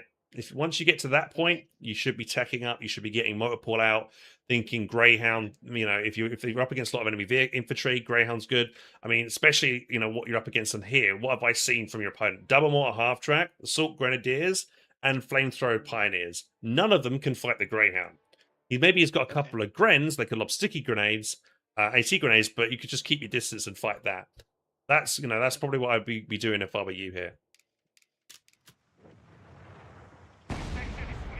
Yeah, these guys are sitting AFK for no reason over here.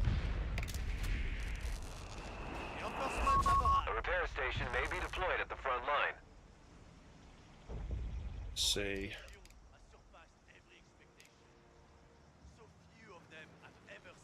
Yeah, he's still not picked up your mortars. Your teammate, did he pick up that machine gun there eventually? He's up to 3 machine guns again, so maybe he did. Honestly, built it again.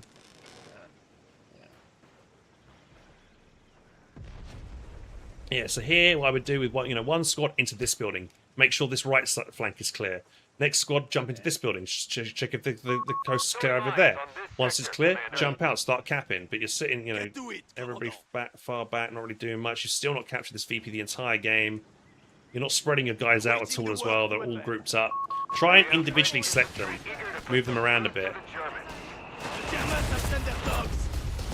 Also, because you know your opponent has mortars, you need to be mobile at all times, really, against this guy at this point in the game. If you stay still for any period of time, the mortars are going to really hurt you. So you need to be quick to move. Keep changing direction.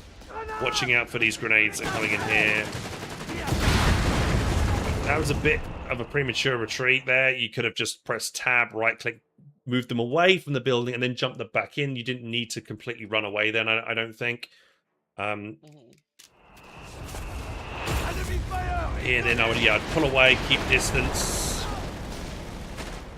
Scouts. These guys won't cap if they're cloaked, by the way. You need to uncloak them.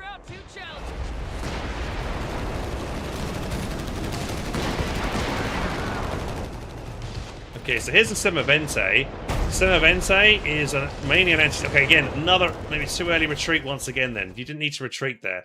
This thing, I guess it's probably you don't know about the effectiveness of this unit. The only thing this can really do against infantry, if it does the barrage against you, which it was doing, but it's only going to be firing in this area. So all you need to do, as soon as you hear him fire, you just need to pull away, maybe just jump into the building and you would have been fine then.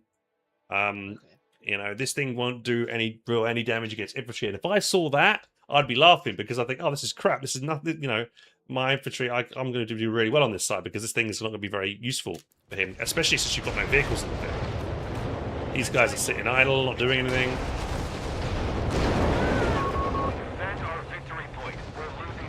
Jump into the building here. Probably get this cap and get them to come over here now. I'd pull these guys through here to get the cap here. Again, too much of an early retreat then because they could have gone through this gate. Here, they were broke line of sight because the ball's there, and then you've got this squad here covering this area as well. And then you have the second squad, so you kind of got almost an even fight because you've got 2 squads versus 2 here. So yeah, again, too early of a retreat then.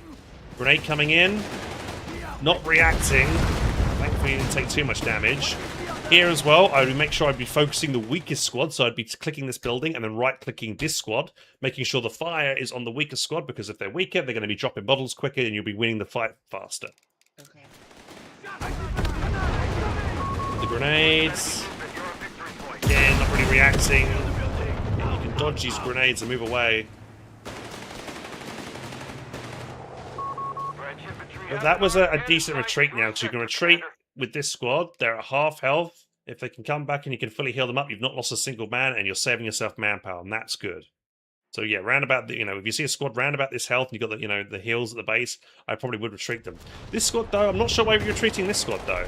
They're pretty healthy. I know it's a 2v1, but if they stay in a building, focus this squad down just for a little bit, they'll probably finish this guy off or force him to retreat, and then they've got a 1v1 and they're, against that squad. So again, yeah, you're retreating, I think, too early. A lot of these engagements. Probably get this thing to focus down the Semovente, because the Semovente is the thing that can kill it, which I think it's a thing to do now. And you made another infantry squad. So many infantry squads. You don't need this many dudes, man. Okay.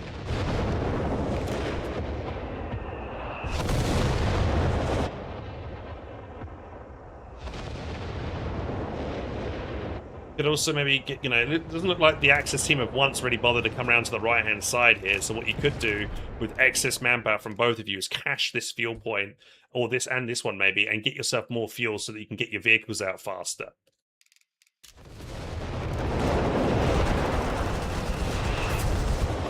Bit risky. I've just seen some rubble. That's one thing you can look out for as well. If you see like rubble being pushed through the fog of war, that's normally a sign of vehicles there. So if you see that, then, I was thinking, okay, here comes the Semovente before I even saw it. And and the reason why is because I saw the rubble move. And the Stuart, the Stuart can beat the Semovente if it gets rounded, because this is a fixed gun. Stuart's got 360 traversal, but the Stuart's already down to 60% health here. So if I were him, I'd probably just back away, break line of sight, and get back. But let's see how he's going to take the engagement here. He might try and circle around here. He's going to show rear armor. Oh, he needs to get around the building. Okay. Slightly lucky there. Also, tell your teammate as well, come over here and use my healing station. Like I don't know if you've communicated that to him, but let him know where your repair station is, rather, so that he can maybe save time, because this sapper squad can only repair one thing at a time, right? But where your repair station could help his Stuart, and then if his Stuart's back in the fight quicker, then you're going to be doing better overall. Okay.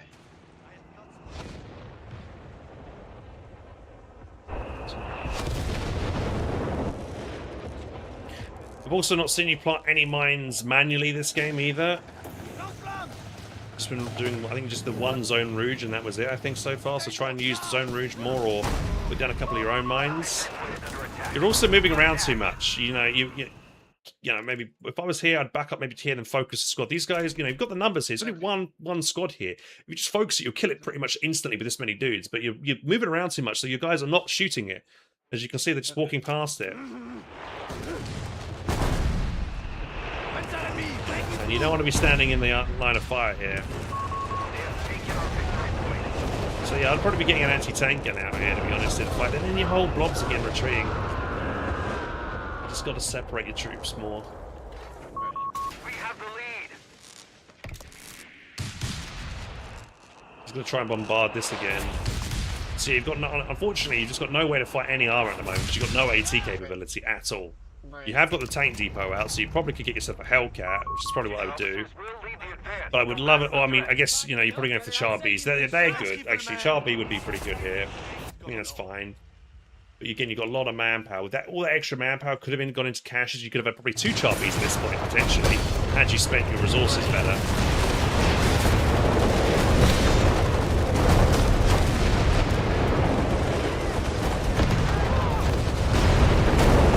Ideal here.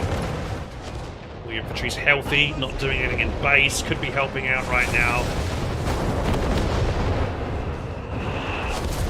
Yeah. Idle. Half your army is sitting around doing nothing while your teammate is struggling in the center here. You could be really helping out now, but it's way too idle right now.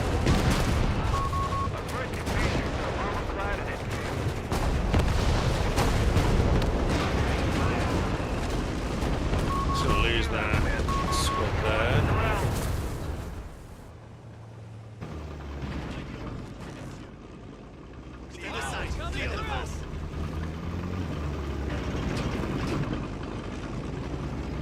Now the Semoventes, they might actually be able to pen this, but unlikely. Thing is that I'm kind of worried you might just send this in without Minesweeper just to check for mines or anything here. the worst thing you can do is push forward a vehicle without checking for like enemy mines and stuff. Because if you get hit by that mine, that unit is then crippled and slowed, and then you'll have your opponent just dive on it with a lot of things, and you can't escape. So you always want to make sure you push forward the sweeper if possible. And again, you're still... I don't think you've successfully been able to grab this fuel point all game, and it's just because of your inactivity generally, and you're blobbing. Yeah. You could have 100% had it. Tourelle établie. Mine lane complete. Where'd you put zone runes again? Over here? I possibly would have popped it on a different spot because you put it on this spot already, so your opponent probably knows.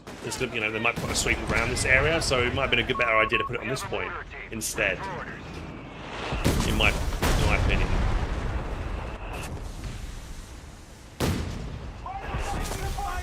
Another issue is when you blob all your dudes, they're all going to get suppressed by one machine gun, which is not good. So you want to be spreading them out here, pushing them into this area. There's double machine gun nests here, so you don't want to be fighting over here with these guys.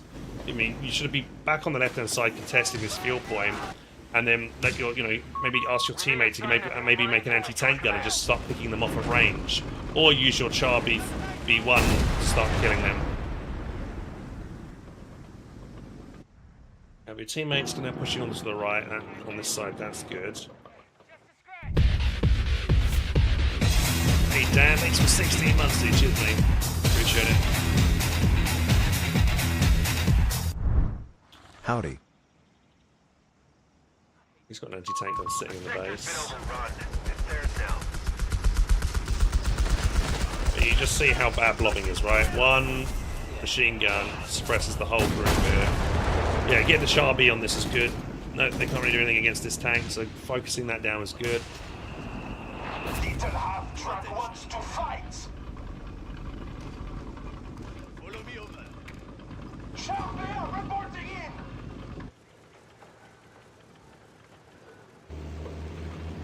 I'm gonna jump in the building, get vision. You're not doing it. You know, a lot of them. You keep that up consistently through a match. And really try and micro dudes individually. Stop having everybody in, like, because I imagine what you might do at Habir is a couple of control groups. You've probably got this as control group 1 and this one. Don't, honestly, I think in a lot of RTS games people say, yeah, use control groups. But for me, I think you probably might play better if you don't use control groups and you individually micro dudes. Because if you need a dude, you can just click to the top right hand side here and grab them that way, right? Sometimes I might control group key units, like if I want my sniper real quick or my engineers real quick, I'll probably just maybe have my engineers on control 1 or somethting.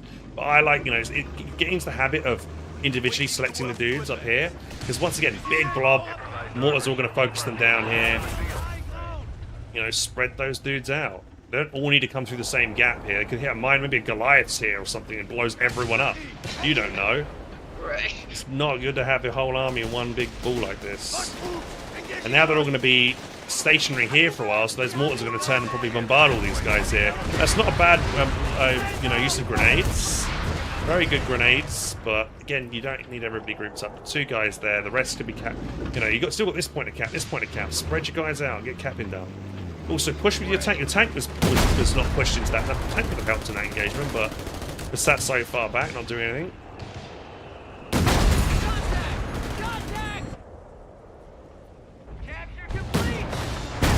Okay, here we go. I'm actually curious how 7 Ventes do. So yeah, here you want to keep backing up here. Avoid these 7 Ventes. Yeah, especially this squad's charging because he's going to try and lob a grenade on you and snare you. You've got your bunker here, so you're backing up into this. Covering would be good. Do you still have your mortar? You could have got smoke here to blind these 7 Ventes. So that would have been a good idea as well here.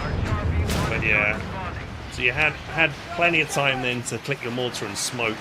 That's the other problem is as well, because you only had your Semavente up there, it was completely isolated. So as soon as your infantry was pulled back, I'd probably pull back the Char B. Okay. Sorry, yeah, your Char B was super isolated. And again, that's the reason why you need rifles, because if you had a couple of rifles there, the rifles could have run up, lobbed sticky bombs, and helped maybe turn that whole engagement could have been so much different. And you had a couple of rifles instead for sticky bombs to get the kills off.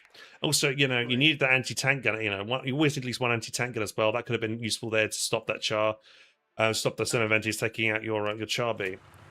I'm actually kind of surprised how Mines on this sector, quickly Commander. they penetrated and killed the Charby, actually, some events. So they did pretty good then.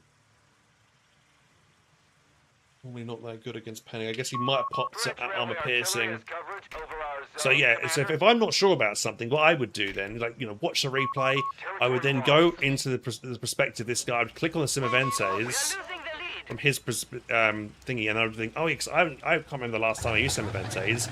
But then I'm thinking, oh wait, he probably activated target weak point on the Simaventes to help him give himself a bit of extra oomph to help kill that Charby.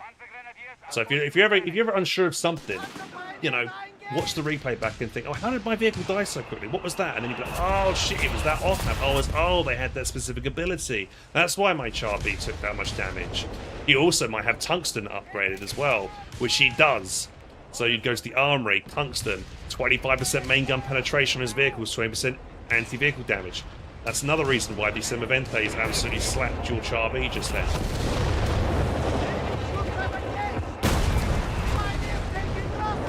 But yeah, you need more combined arms. Only just that you only have one form of anti-tank, and that's that Charby. You need some more AT.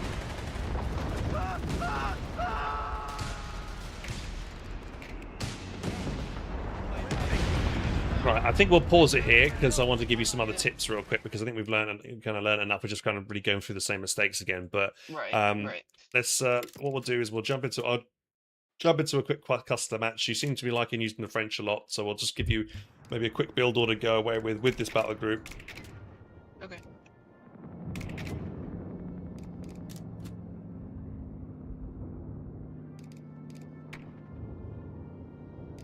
Okay, make sure I've got it selected. Right. Another thing I would do as well is go into the workshop, right, and get cheat mod. And this is for custom games where you can spawn units in. It's a good kind of testing environment kind of thing, like sandbox environment type thing. So it's a good way for you to test something out if you're not sure about it. It's what I always like doing as well. So we'll just jump in here. This map doesn't really have that many buildings, but I think there's one on the map that can demonstrate this, I think.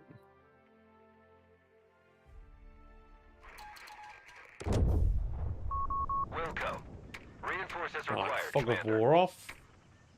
Right, so here we have a building, right? So what I would do, rifle, right? So this building's got two entrances, one here and one over here. We'll put the squad inside the building, This'll do just fine. and what I normally do is as soon as the squad's in the building, I press tab, Ready for right? deployment, sir. Okay, and then you see I've got that little symbol by my mouse cursor, yeah? And then what I would then do is then right-click the side of the building I want them to come out. So if I want them to come out this side, I'd click here. But if I want them on this side of the map, I'd click on this side, and you'll see they'll jump out this side of the building, right? Okay.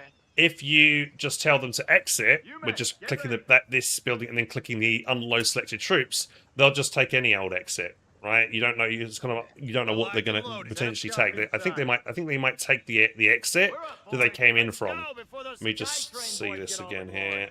So we go up this way, in here. And stay alert. No, but okay, it seems like this specific building, they'll always default to this one, right? What do you need? But a lot of the times you don't want to maybe exit out of a specific door because that's the dangerous side. That's where maybe a grenade's been lobbed. That's where loads of units are pushing you from. So, you know, what I always do, jump in the building, Find your window and maybe watch your get the vision real quick, and then even there's a lot of units there, then jump straight out. Then I know, then I've scouted the area, know where the danger is, and then I now know how to proceed, okay? You men, get ready. Okay. Okay, so make sure to put that to memory. Now, for you're going for the French up here, right?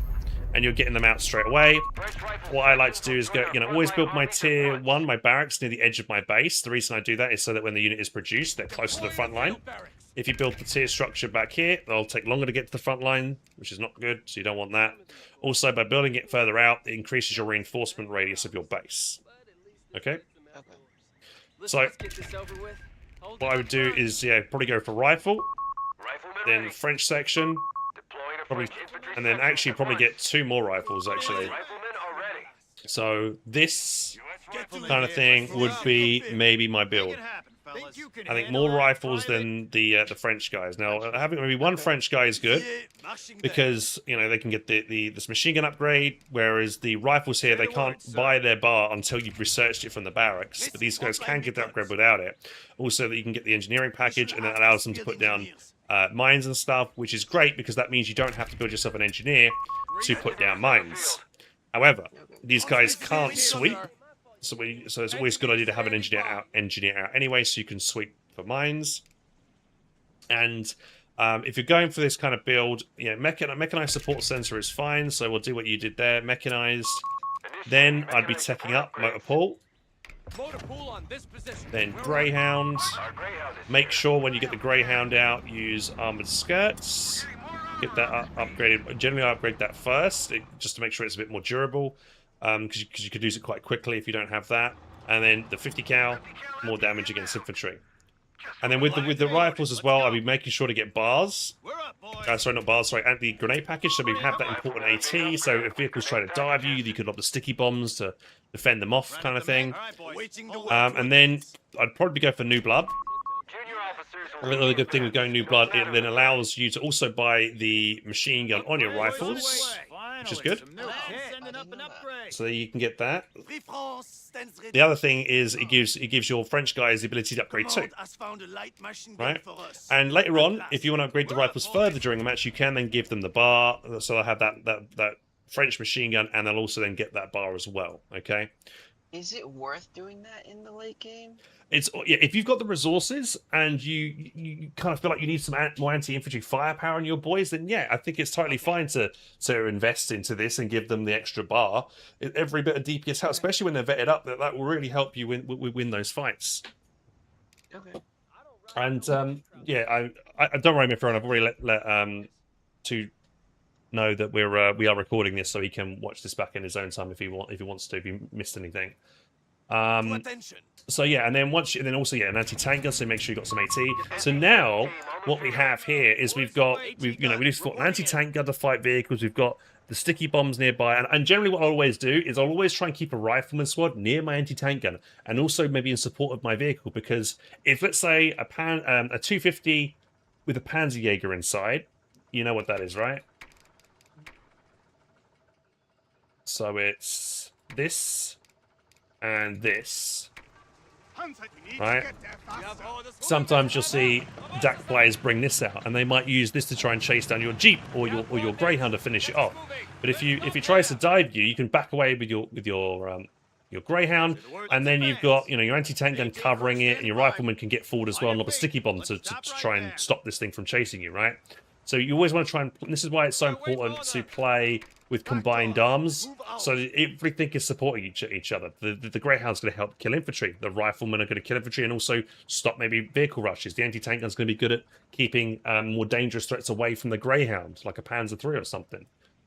And then later on in the game, I'd probably transition up to Tank Depot, and then because since you've gone for French, it just makes sense to go for Charbis. Now sometimes you might feel like, oh yeah, let's just keep making Charbis because they're the best unit. Actually, I would be quite I'd be thinking twice about that, because the reason is they might be a very good vehicle, but the big thing about them is they're very slow, right? They're hard to transition around the battlefield. So maybe one might be good and potentially two. But if you've got the population cap available, maybe invest into something a bit more flexible, maybe like a Hellcat that can maybe got the speed and mobility, or maybe just a normal Sherman, or rather maybe a bulldozer, because they fulfill different roles. It's more of a tank destroyer flanker getting in there. Bulldozer's good for maybe displacing kind of like infantry and cover and things like that, and support weapons.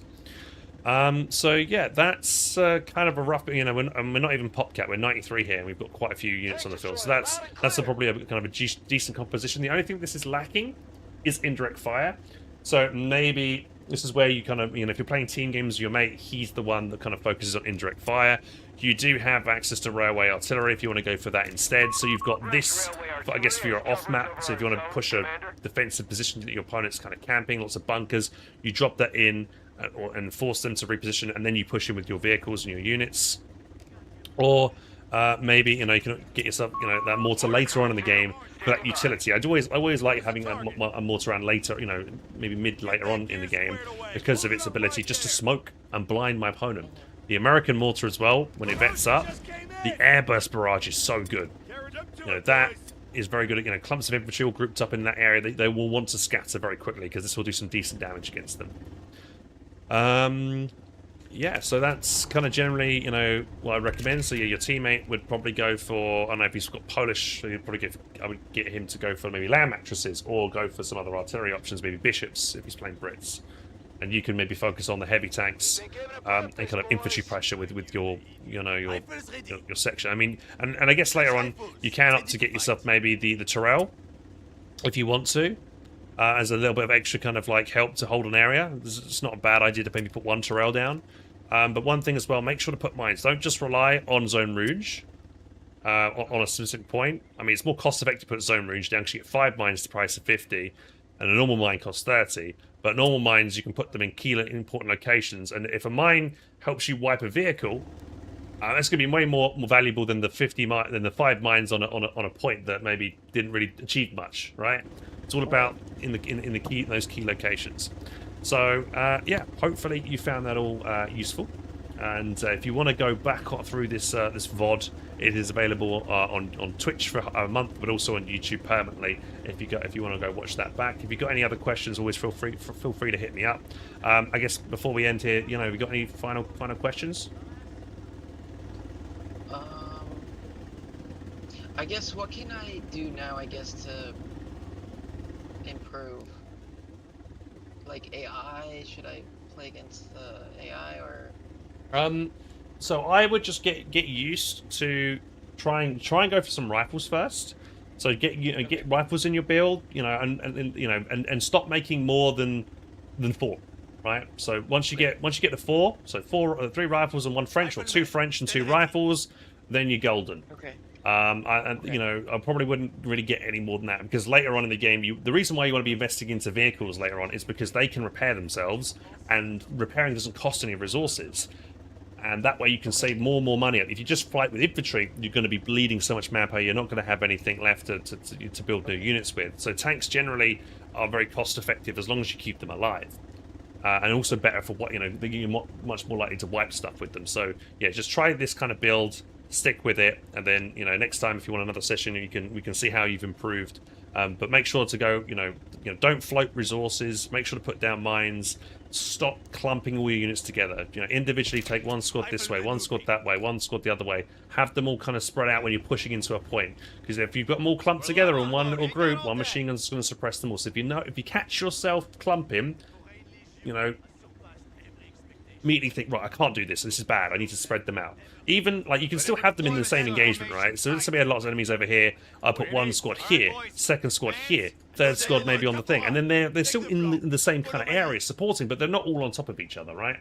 Because then, if something, machine guns to set up here, I can then quickly go, take this rifle this way, maybe take, get this one to maybe hold the machine gun's attention, and take this one around the other side, okay? Don't just have everybody clumped up. Okay. Right. Thanks again, Two Shades. Thank you. And yeah, hopefully you've got something to work with on. Yes, this session. thank you so much. All right, take care, man. I'll see you in a bit. Okay, bye. Bye. Right, there we go, guys. And if anybody in chat is interested in kind of like a one-to-one session, you feel like you're watching that kind of like coaching session just now, and you think, oh yeah, I'm actually learning something from this as well. Feel free to hit me up. I do charge for these sessions, but if you are wanting to prove your company heroes gameplay, could be Co 2, Co 3, or even Foxhole. I haven't played Foxhole in a while, but I think I still am quite knowledgeable about Foxhole gameplay as well, because it's still kind of the same principles of flanking, keeping the enemy distracted, doing important scouting, things like that. Then feel free to hit me up. My DMs are open on Discord or on Twitch. Right, what's the time now? It's 10 o'clock. 10 past 10. Right, I need to think what I'm going to do now. I have a meeting in about an hour or about 2 hours. Got to go to sleep soon. What do I do, boys?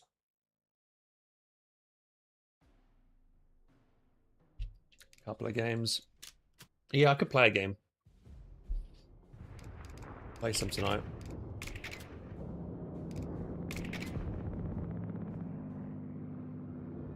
Did the stream disconnect during that game there, Mifira? It sounded like it did. Sorry, guys. It did once earlier. I think I probably was moving the camera around just maybe a tad too quickly then. Sorry, guys.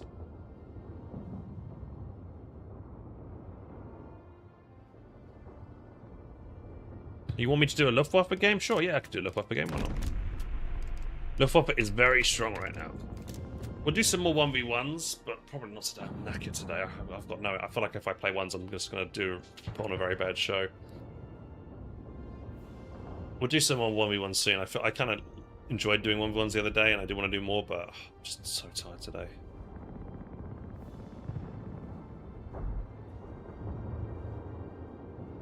And one Kriegs. You want me to do a Kriegsmarine? I do love Krieg. Kriegsmarine is probably one of my favourite deck builds, actually.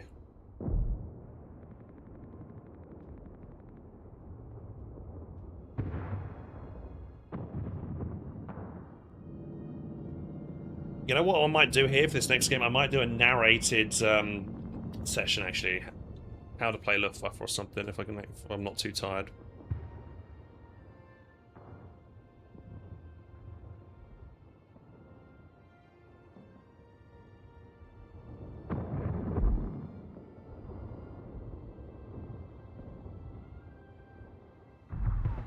How much is coaching? In the past, I've charged £30 an hour, but I've been told that's very cheap for a coaching session, so I might up it soon. I'm thinking of developing a proper because normally I just charge one hour for £30, but what I'm thinking of doing is maybe a package where you sign up for multiple sessions, and I've got a proper kind of plan for each thing. So I'm thinking of really improving the whatchamacallit, the coaching, because I feel like I'm getting quite a few people reach out for me lately for coaching. So if I can improve that, I really want to.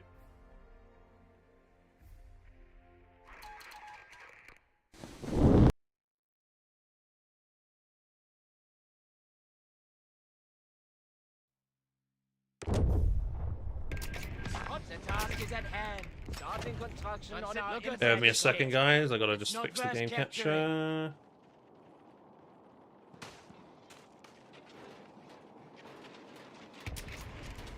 Right, Luftwaffe, yeah. Alright, let's just see where the high fuel is here. I think I'm just gonna drop him on the... Pioneer, secure that territory. Got it.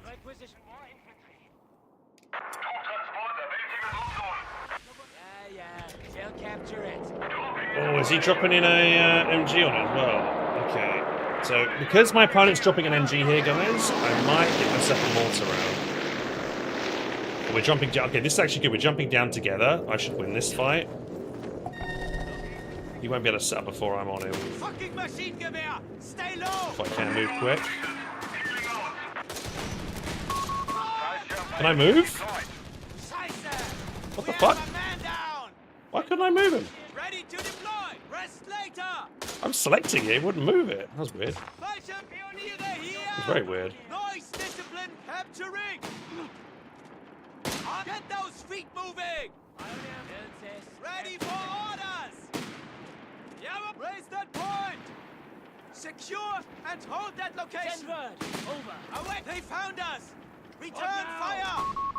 Alright. We'll get Grens out here and merge onto them.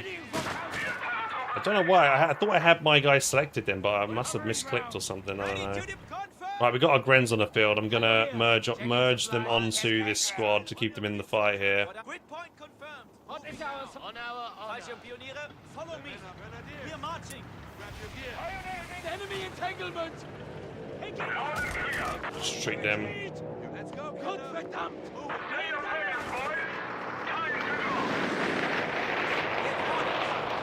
Pioniere, we have moved orders. On ground. Try not to get lost. Yeah, look, I can target them now. Push now.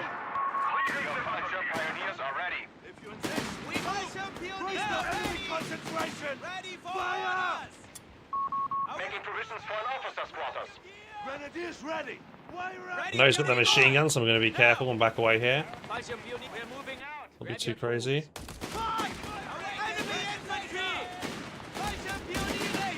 Just see with that machine gun.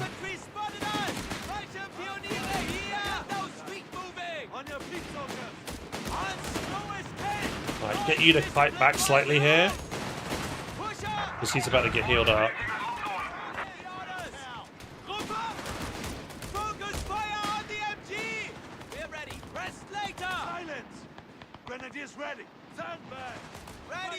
We move! Now! You need Headquarters has an officer station. We're moving! Just wait, give these guys a second to heal up here. Fallschirmpioniere, ready for orders. Pioneers, in due course. Fallschirm, rest later! Order, we're moving out. I want this person.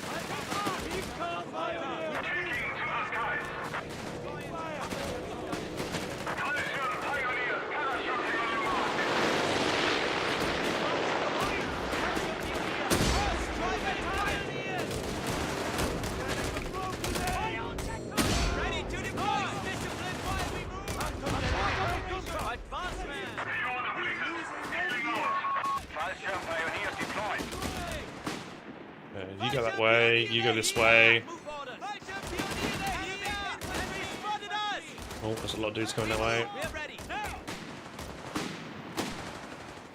Ready for overlap. Sector lost. Trying to keep disengaging and healing up Get those moving. while I can. Let's try and tech up to tier 3, actually. You need us? Doing well on the opposite sides. I mean, we only just lost 1 point here. So I'm just trying to, like, you see I'm rotating my guys in and out of the fight just to try and, like, heal them up so they don't take any casualties. Fuck! Enemy infantry! Stop! Noise discipline while we move! So I'm not taking many casualties at all, keeping my manpower reserves high so I can keep buying new units. We have lost the sector. Territory. Moving to harass. Follow me. We are marching. We're ready. There's a machine gun there. Right, we'll Stay pop on the sweeper super quick just to see if there's any mines. Looks like we're cleared. Let's just keep pushing. Get you capping that. You guys done. Push you out. Go for this point. Commandant. Put down some cover here so we can cap this point. Get myself probably an anti-tank gun next just to be safe. We're moving. Halt here. Make sure we're capping in cover. The enemy has taken a victory point. Get them involved in the fight. Anti-tank gun next. Because we've not seen bars, right?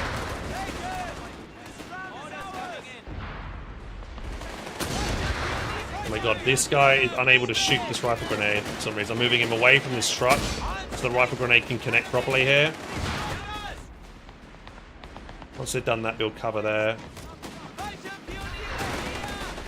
Push you back away. The enemy has claimed our territory. Try and get them to disengage. Again, keep them high health. Put you in the cover there.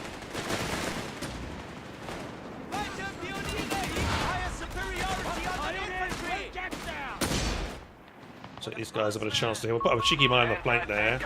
Keep wiring off any cover my opponent can use on this side. Thinking I might get... Oh, he's got a heal truck there.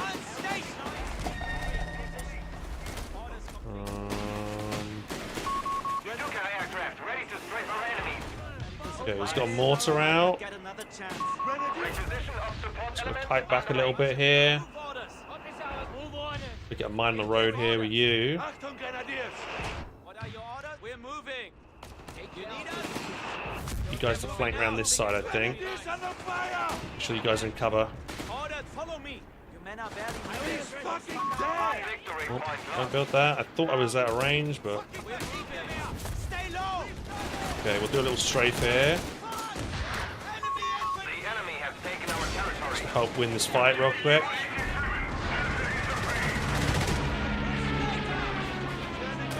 There we go. Pack gun up.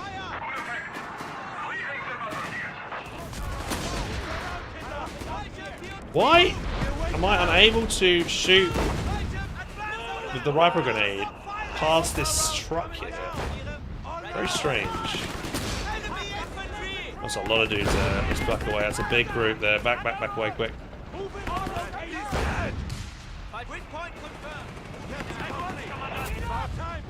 Okay. Nebelwerfer, we're trying to get Nebelwerfer because they get quite camped in the back here. Nebelwerfer's probably not a bad idea. Fallschirm pioneers looking for trouble. Throw some more mines down here. Get cleaned up. March orders. You need us? Take silence. I'm not sure why that's a weird elevation plus cover. It's probably something like that. There was an issue with that beforehand, but they kind of fixed it. But this is a fairly new map, so maybe they haven't fixed it. This guy's running away. I'm trying to get here. Yeah, I need to let's put maybe a more defensive line there. Right, they've got vision here. They've done recon. I've got to move because I'm getting mortared. Move yourself. We have orders. Mortars incoming. He sees me planting this mine. I'm going to cancel that. What are your grid point confirmed? I might want to get a machine gun out here. My Neville's is out now. Okay, reposition again because he's re-bombarding my new location here. And wire up any cover he can use against me here.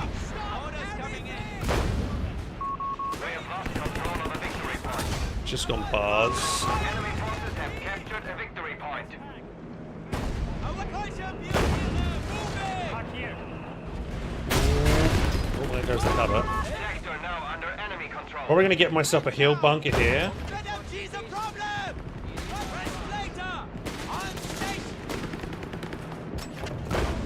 Okay, where was that machine gun? I just saw it. What side of it now? Ready for orders! We have first order. Enemy infantry spotted us! We've done it! Engage sight! Moving! Jawohl! Mean ready! Hey, watch out. Ready to deploy! Bastards have secured our territory from us. Indirect fire! We're moving!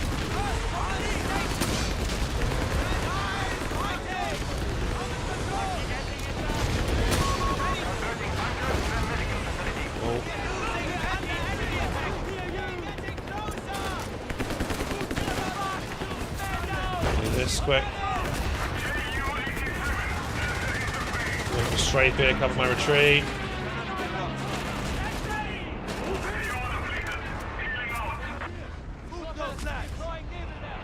Need to tech up.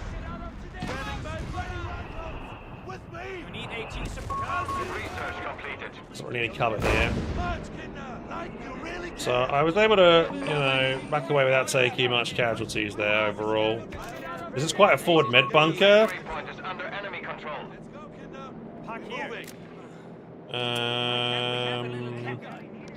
I don't need that. Actually, to be honest, I'm thinking I might want to get the flak emplacement just to shoot down these planes that they're constantly using. I think I'll build that. Battle group ability Also, I can use it as like a defensive position here to cover my ass. point lost. Probably over here, actually, might not be a bad idea. What are your orders? Grid point confirmed. Territory sector lost. Normally build this thing, but let's try something different for a change. Let's try and suck up now as well. Enemy has claimed our sector. On your feet. Give us a target, Gunner. The sector has been secured. Enemy forces have secured all victory points. Ready for All orders. victory points. Left side's doing badly, that's not good. Orders coming in. Commander, enemy territory will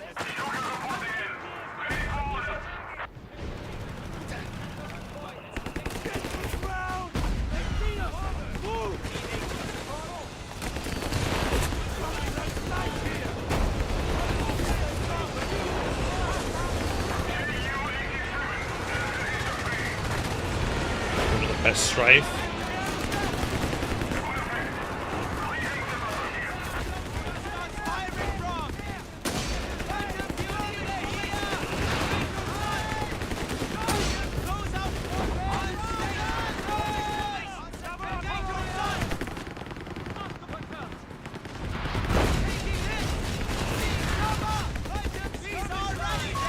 Now, sector overrun. Assault the target. Fire and bastards firing from.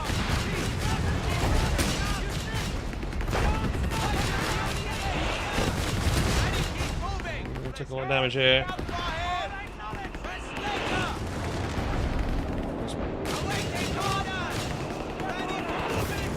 Need this AT thing in the back. My teammate over here, has he got any? He's got 2 units left? Oh, that's not good.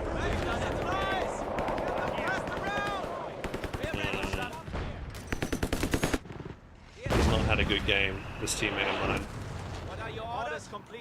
Our territory is exposed. We must re-establish a connection. Send stress fractured here and On your here. feet, soldier! Bastards have secured Really our gonna territory. push that? Oh man. Don't fuck up.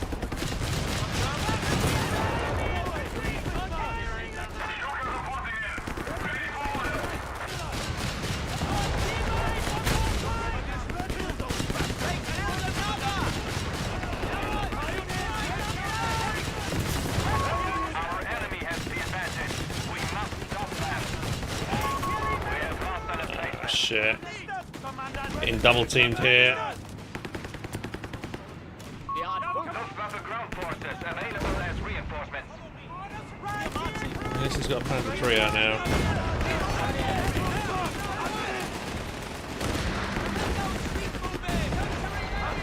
Kill that infantry!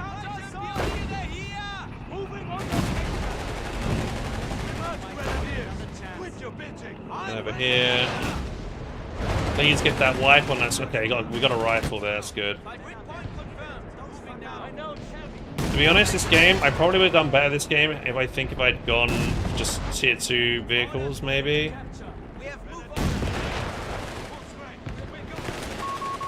I need to bombard like here, I think, 'cause he's going to move vehicles up to this area. Once you've done that, put a mine there and a there, I think. Territory sector lost.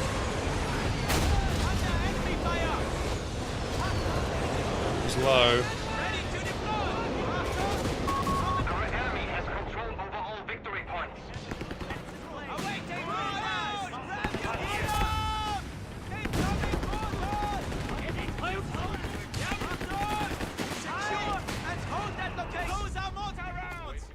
Get to cover! We move! Now! Oh boy, that. Those feet moving! Don't think I'm gonna lob a satchel on it. Throw the satchel! Scatter! Pull that train!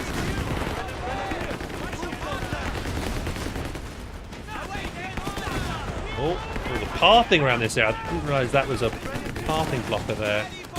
But it is. Enemy has taken a victory point. I'm gonna try and get a Brumbar out as soon as I can here.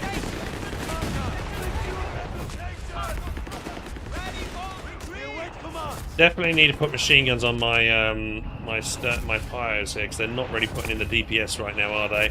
You know what, let's get some falls in, and then let's try and save for a Brum, and then maybe another pack gun here. Oh mate, my pack gun was in position, I could have had that. Shit, that was a misplay there.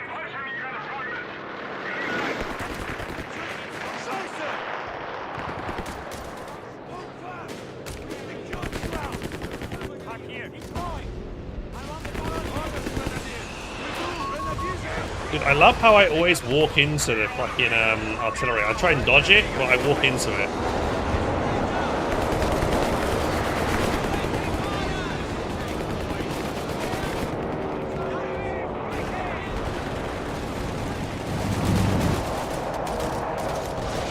Look straight, but The adversary is trying to take one of our points.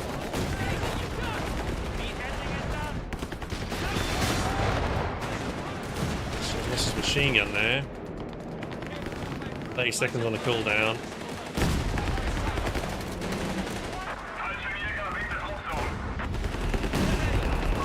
Enemy forces have captured a victory point.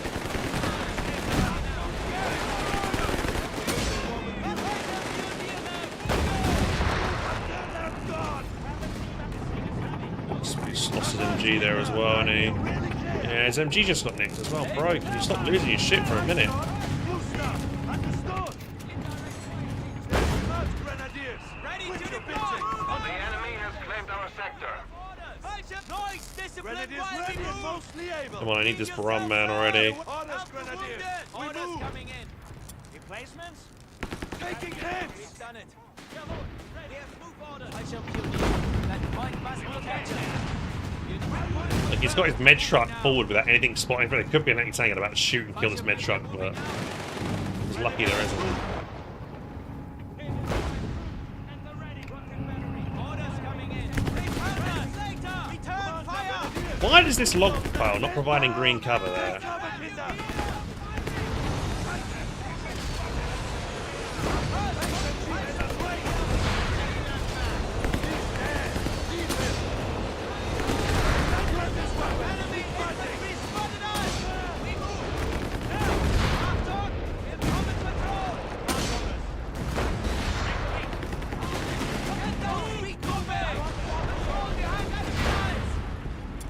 Rum in production.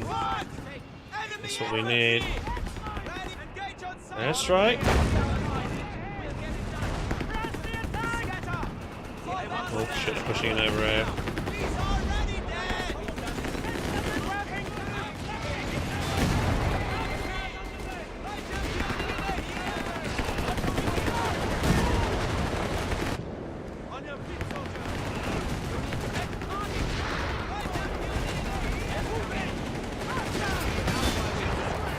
Reverse your shit back. All you gotta do is reverse back. Don't lose anything.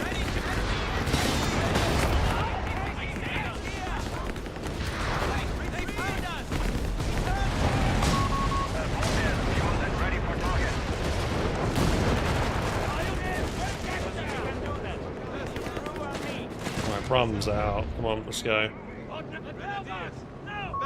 Territory sector lost. We need some anti-air, man. I've lost my thing. Let's stick the loiter ready. I could try and build another anti-aircraft gun. I think I kind of need to and put it in the back.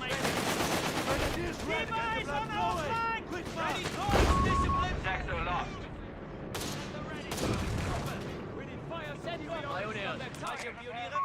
We have lost control of the victory point.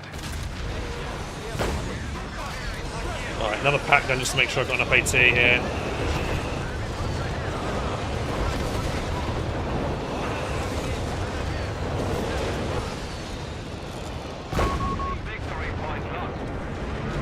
Risky going around here, but I might find a juicy target if I'm lucky. Oh, that's not risky, man. We're kind of behind right now. Let's get Vet 1 as well, my vehicles. What the fuck is that? Double catch?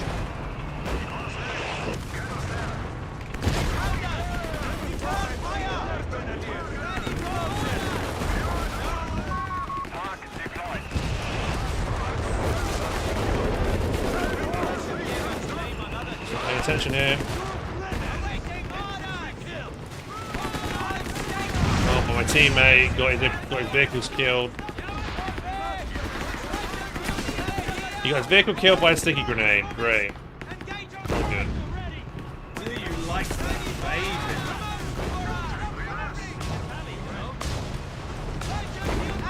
Headquarters has an officer station.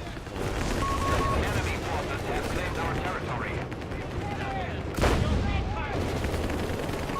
Enemy forces have captured a victory point.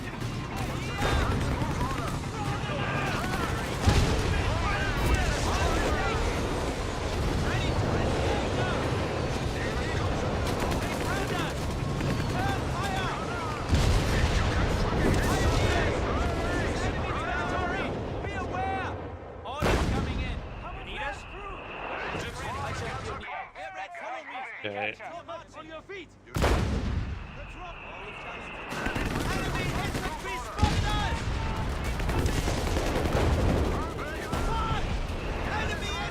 Just gonna get a decap and run. We have 300 points remaining. Need anti-aircraft, man. We have to get it up because it's. Territory lost. Yes, sir.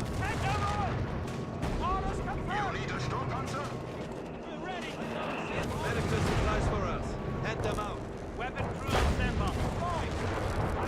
Cover some ground. Get lost. Give us a target.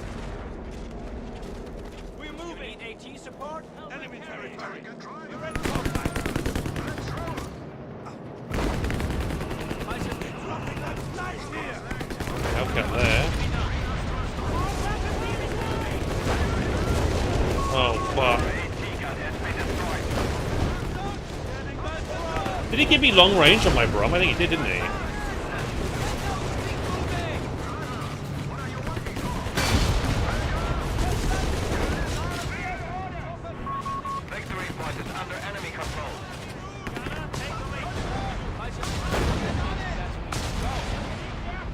Grab that.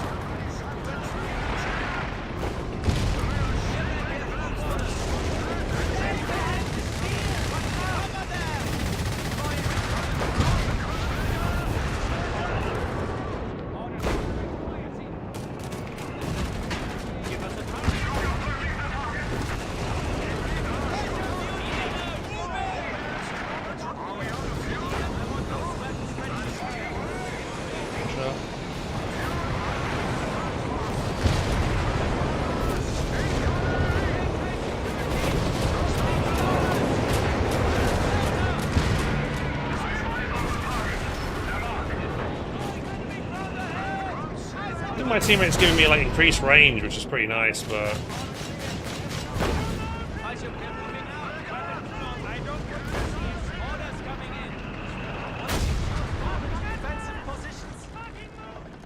On your feet, soldier! Tank ready! Sure! We shall conceal ourselves! Cat crab, that's what I need. Vision. P4.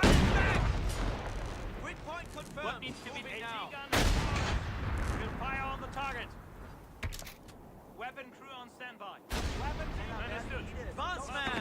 Enemy infantry spotted us! Push on! Kettenkrad reconnaissance vehicle available. Couldn't get a kill on that. You need us? Abort!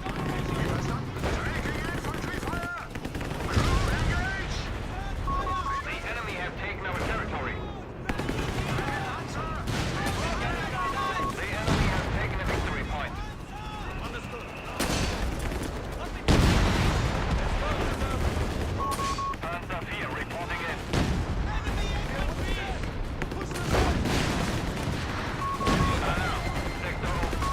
Sector Pioneer. Oh, We have lost control of the victory point.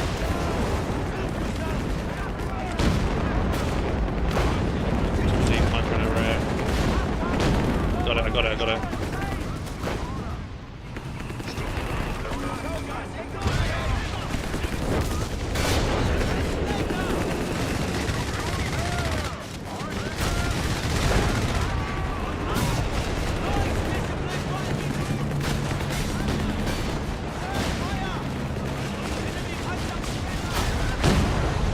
Oh, there we go, got that. It's good, it's good, it's good.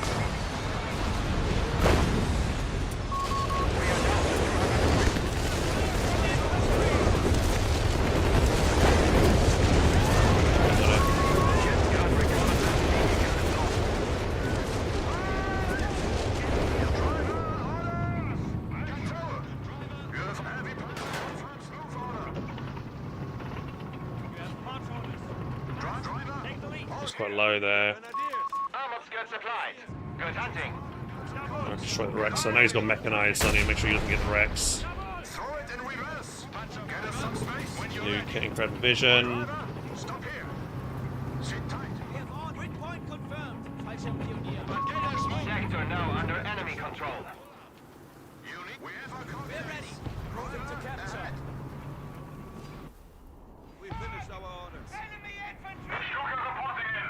Ready for orders. Get to work.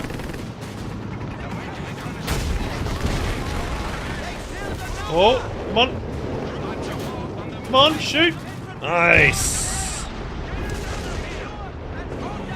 That long range vision of the Brum is so good. Let's capture the waiting to cover some ground. We're moving. Orders, enemy infantry spotted us. Retreat.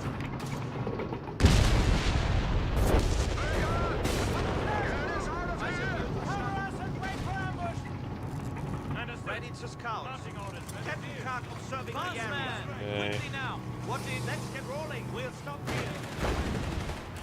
Fight! Enemy infantry!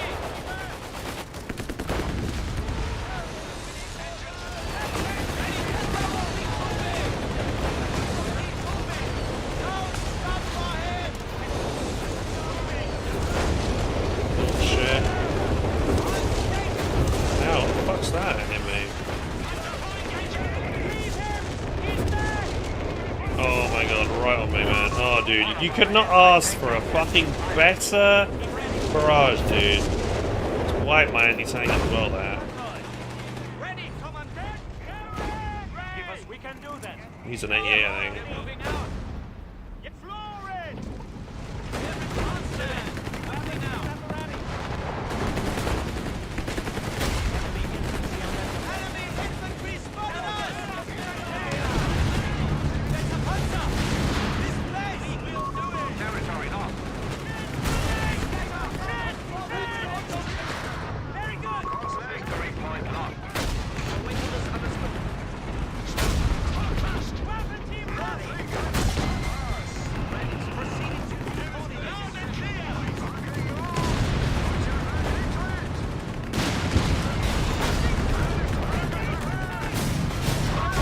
enemy have taken our territory. The enemy has scored fear, Commandant.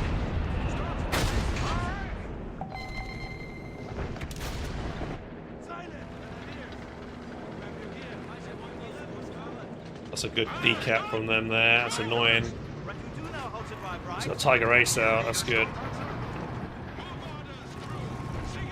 Orders received. Ready to scout. That blocking line of sight, that thing.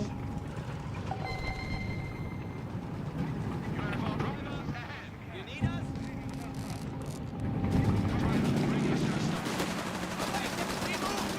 Now!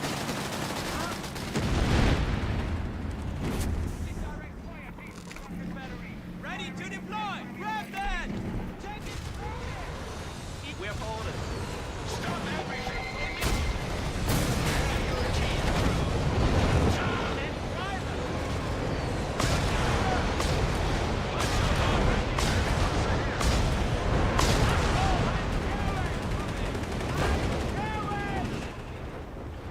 We have Fallschirmpionier.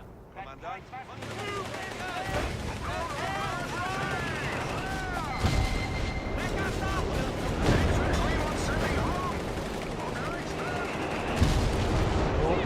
Oh, no way I didn't die! Oh shit, it's a fucking bombing run.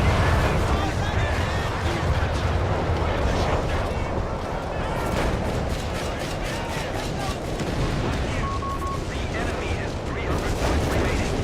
Shit.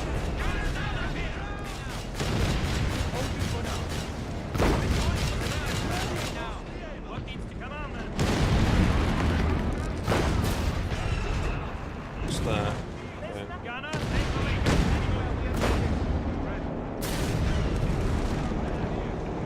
We're moving to our destination. Orders, vehicle advance. Right, pull up here. Nothing fancy. Need us. Through? South patch out. We're ready. Crew moving to a got your orders? We're moving.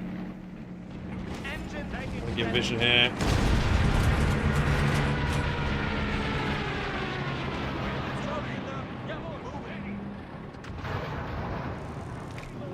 Silence! We must secure it at all costs. Die Fallschirmjäger on the move.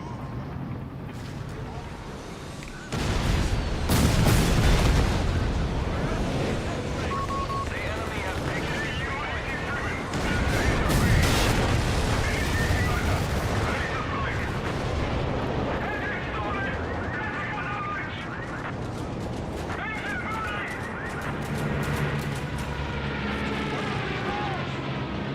done right here now. We're setting up concealed positions. This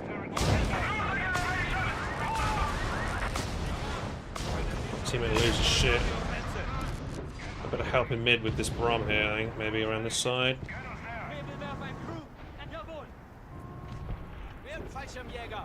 Capture and hold. Ready to heading to your coordinates. Slowing to hold. The men are on the move. Scheiße! We've been Over there. We await let's move! We're in range of panzers! We have orders. Send word. Over. Laying barbed wire. I'm a bit worried about sending this on its own over here. What are your orders? We have move orders. Give us return fire! Cover some ground. See if we can help him mid here. We're moving out.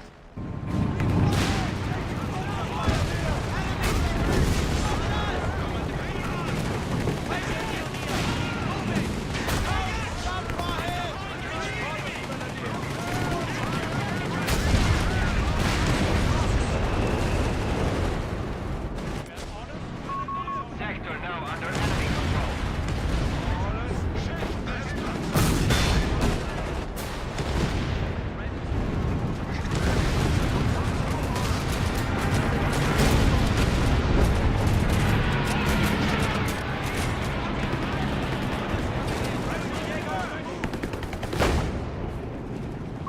A capture point. We have territory cut off from supply. Return fire!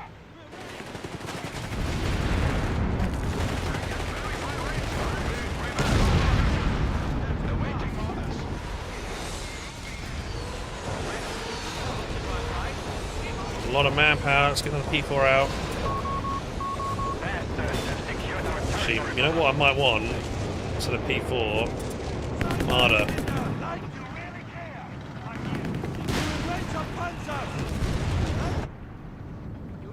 How many pilots does it take to capture We'll a stop point? here. What are your orders? Eyes open. We will get there. Advance and engage on site. Eager to get back us up. Awaiting A orders. lot of elite infantry here to fight.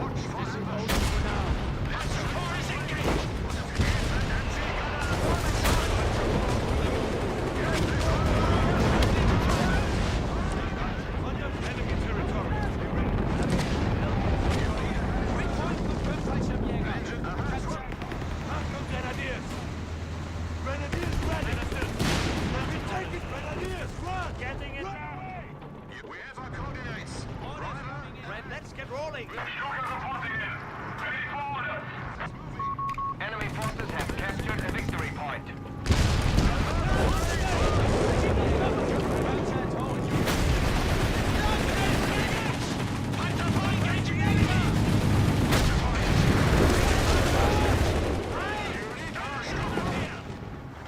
Let's pack them back over the other side now. What can I wait here, driver? Need more AT. I need Marders. Snipe these Hellcats at range, I think. That'll be good. Moving.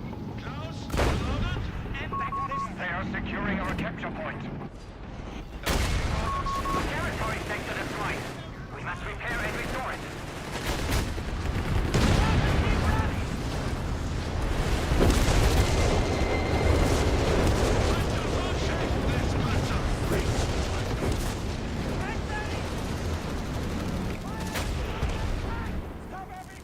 We have move orders. Fixed.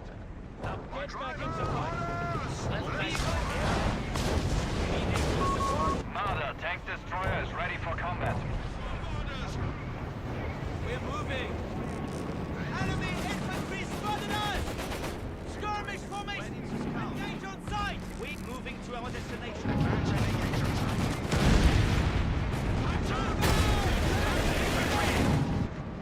Trying to support the mid with this AT gun. Patrol. We're pushing enemy lines. Give us our orders. Your green pioneer. Fallschirmjäger. Proceeding to where? Moving into enemy sight.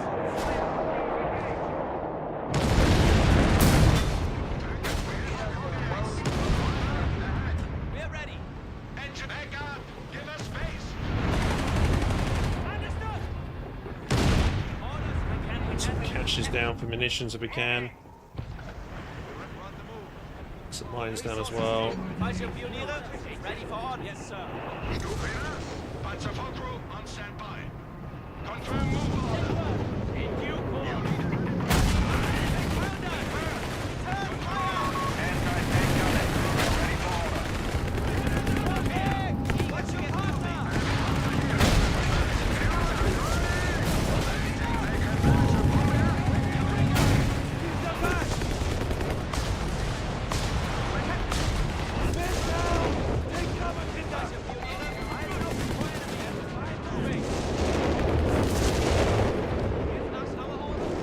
A territory point has been destroyed.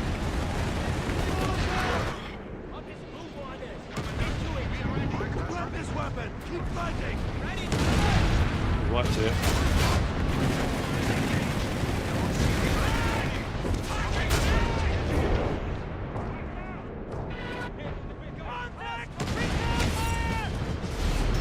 Ready for orders. Understood, Commandant. Right, we're moving.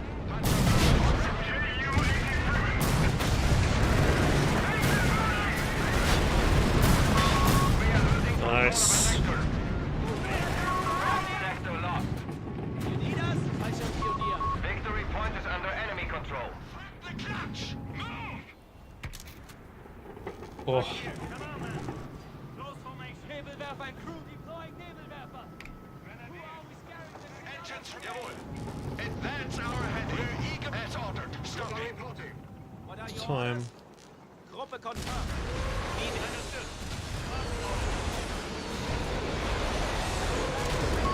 We have manpower available for you.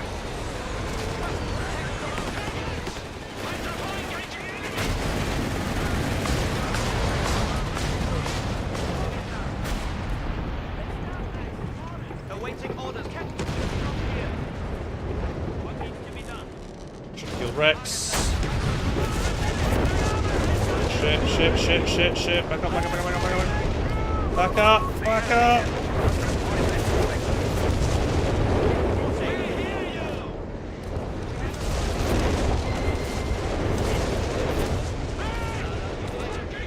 Marksman, quickly now. Right, acknowledged. Up that. Second weapon as ammo. Sugar reporting in. Ready for order. Let's get rolling. Come on! Keep flying fire! Don't hesitate! Very good! What are your orders?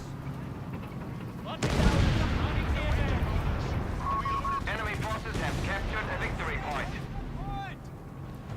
Weapon response, gunner, take the lead! We hear you. Heavy punch driver. Back Take us it up. steady, you fool. Edward! Over!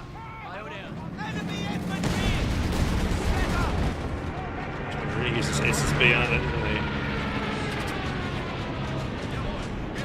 Pioneers! Waiting order! Red heading to We have order deployed! I want the gun here! Nebelwerfer and crew! Give us a target! AT gun has orders! Unit ahead. Level. Always engaged. Panzer here. You have a target. Pay attention. Brakes. Driver. And you do know how to drive, right? Verkehr orders. Fallschirmpioniere, we must protect. We'll get those holes patched up. Right, moving to our destination. We need to secure the What do you need? We're patrolling. tank destroyer. Yeah, we're moving this. Moving around with that getting thingy in the back knee. Trying to cash any other point I can think of right now that could really help the team. I'm fully popcat right now. Reporting. Okay, driver. Order Kettenfahrt. Scouting ahead. Ready to scout. Oh, they gave up. Shit, there you go. Dang. I mean, they were slowly losing that game as it was going on. I mean, Hellcats alone, they needed like a, I don't know, Firefly 17-pounder. He had, what do you have? Did they lose their 17-pounder? Don't know, but yeah, that was getting a bit rough. But yeah, that Brumbar, I think he kept on popping That increased range on the Brumbar, my ally, which really helped out the Brumbar, just slapped the infantry down. It was a big game changer, that. Just trying to cash some things at the end of the game to increase our income, actually. So I had a lot of manpowers pop capped. We had double Tiger Ace. Toby with the Tiger Ace here. This Tiger Ace is Vet 4. 53 kills on that bad boy. Cheeky SSB. I should have cashed that as well, actually. Realised that was a high munitions point. Damn. Oh, I did it again, didn't I? Did it again. Moved the camera around too quickly. Oh, dear.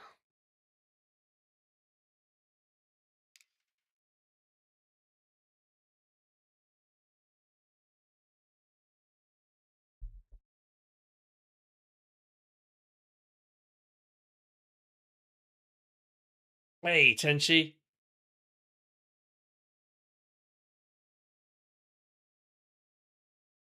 Cash some of my muni points. I was doing that at the end there. Sorry, I keep forgetting to do it, man.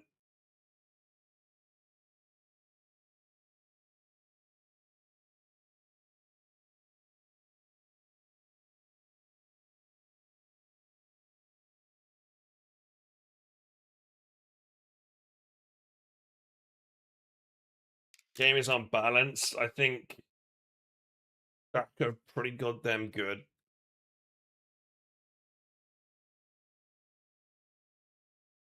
The game is unbalanced. In what way is it? And are the devs going to address it?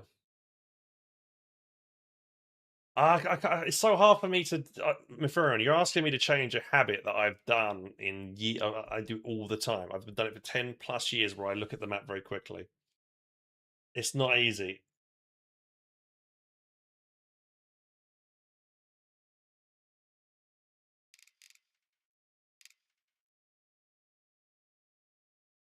$100 less viewers will break that habit. I'm afraid not.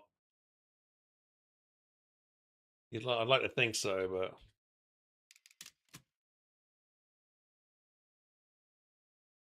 YouTube stream guys don't mind though. YouTube, no problem on YouTube when I try and move the map around quickly, right? Hmm.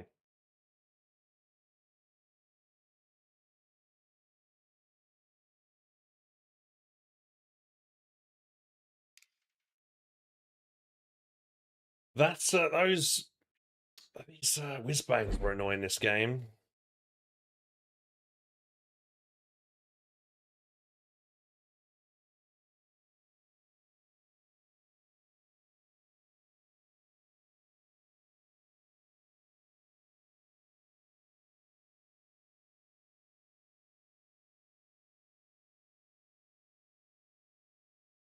Tiny stream going through the map.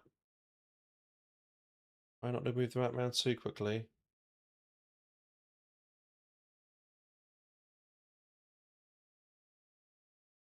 I mean, should I just do this where I just like move my map around by just clicking on the mini map instead of dragging? Is that going to be better? Maybe that might be the better thing to do, or is that worse? I don't know.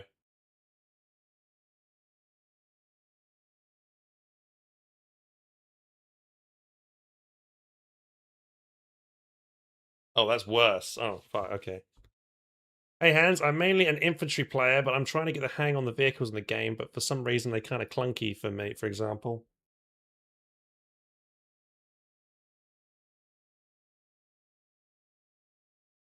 Tiger go fast, or just trying to spin instead of reverse, gear, or bad pathfinding tips on vehicles. It's all about knowing the terrain that they're in as well. I look at him. He went for Panzer 3Ns, both Vet 4, and he went for the stubby gun. That's interesting. I never see that. This guy went for an interesting build this game.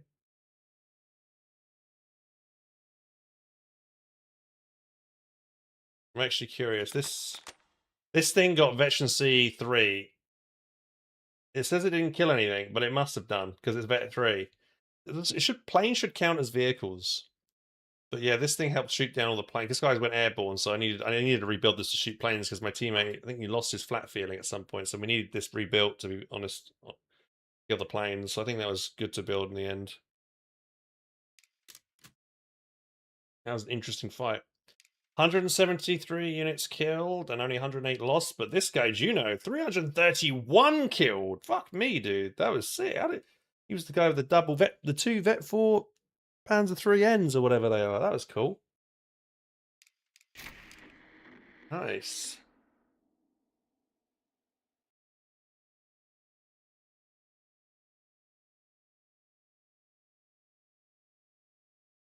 Pretty damn good.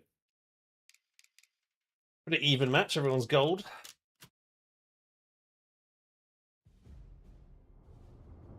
I can't stand the 10-second plus delay on YouTube. Yeah, dude. I don't know, man. Oh, why can't every platform just be good, man? Every platform's got their own problems. YouTube's got the 10-second delay, but it's very good with the with 2K bitrate. Twitch, much better in terms of viewer interaction stuff and emotes and everything, but just terrible with the bitrate issue. Kick doesn't even support 2K. TikTok has got his whole other can of issues there with the constant moderator issues and everything. Oh, dude, it's all a shit show, man, at the moment, isn't it? With all the different services.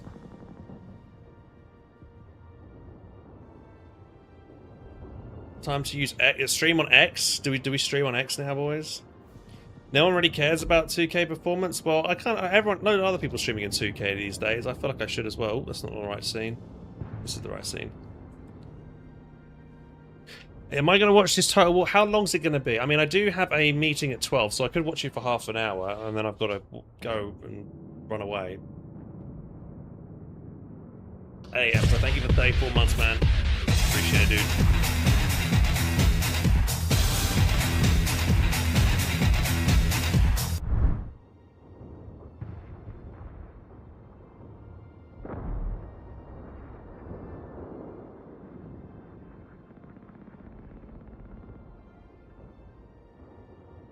Oh, Kriegs then wants me to play Kriegs.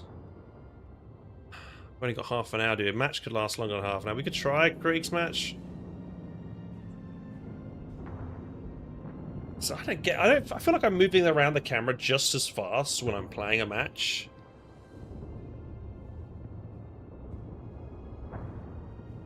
You know?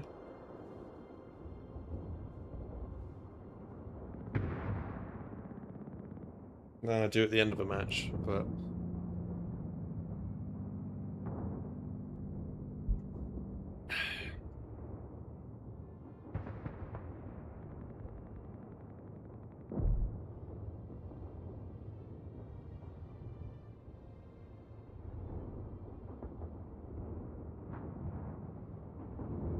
A long day tomorrow, man. You gotta get up at 6. Get to the school by 7:45.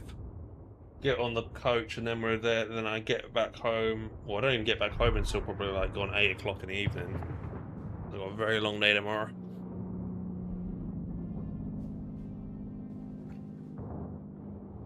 Practice intentionally killing the stream. Well, I don't know about that.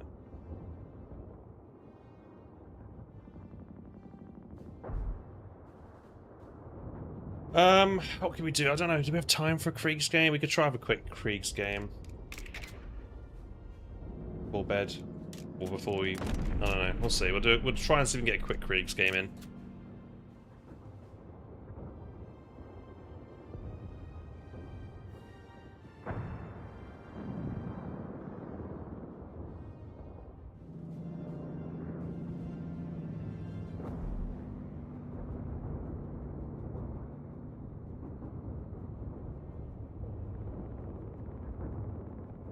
Do you think a 3-engineer group and a dingo would work into DAC?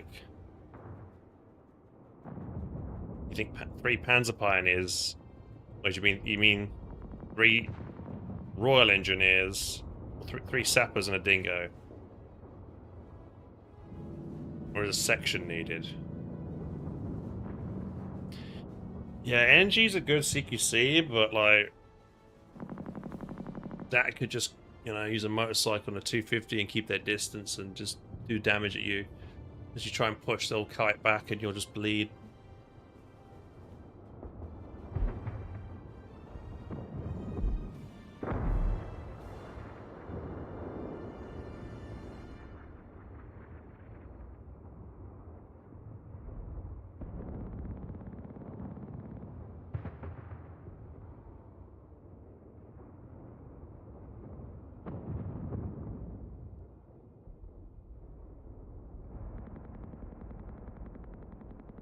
Even if they get 2 dingoes out, I think that's a bad play because you'll eventually lose the dingoes, and then you'll be in trouble in the mid game because then you won't have enough infantry to fight their enemy infantry, and you'll also lose a lot in capping power if you go 2 dingoes as well. In my opinion.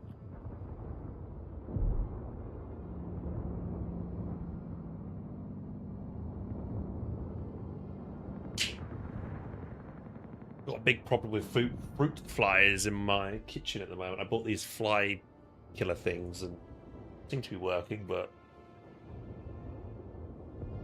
problem with the hot, humid environment. They're everywhere.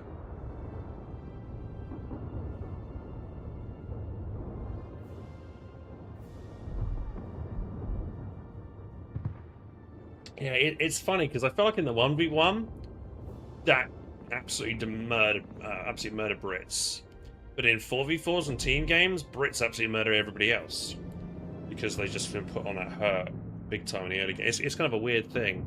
I guess it's just the massive dingoes and how small the maps are.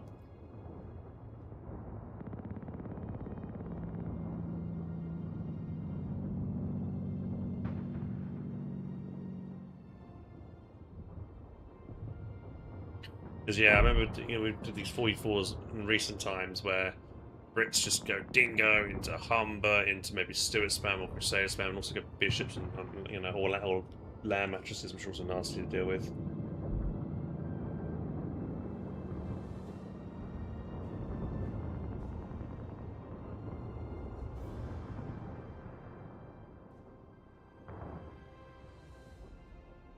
How would you balance it? I don't know. Yeah, I mean.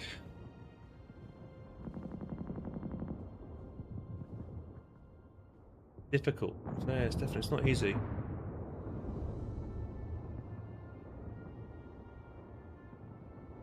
There is one thing you could do: is you could have set stats in place for all units and factions in 1v1, and then you have a different set of stats and stuff for all units in 3s and 4s and stuff. Maybe, I don't know. Is that even possible?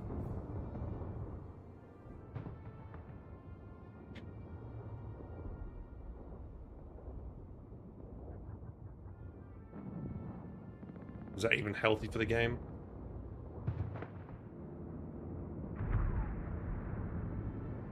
Two different games? Maybe. Maybe.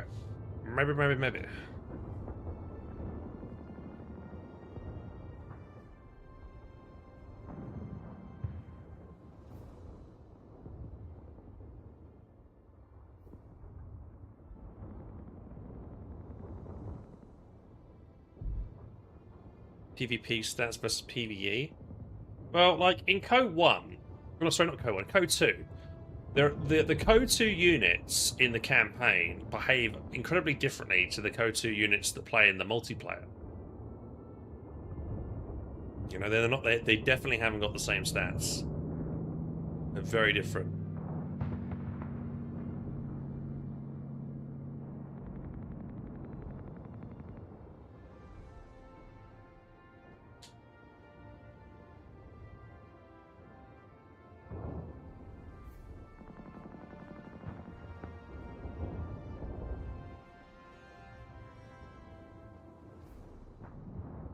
Different abilities. Guys, do any of you guys want me to eventually play through the Company Heroes 3 campaign? Because I still haven't done it, and I don't feel any want to do it, you know? I don't feel any drive to do it. So, not really. No. It's bad, isn't it? Nah, okay, we won't. I'm just wondering, because I've just never done it. I keep saying it's bad, but maybe it gets really good after the midway point, but I feel like it's just filled with a load of filler episodes, you know? Your favourite anime, and it has a bunch of boring filler episodes. The cutscenes, yeah, I don't even sure. If any cutscenes that there might be, they've probably got this weird, like, they're not even really cutscenes, they're just moving images. Slightly moving images or something, right? O3 has a campaign. Does Kosari Gamma?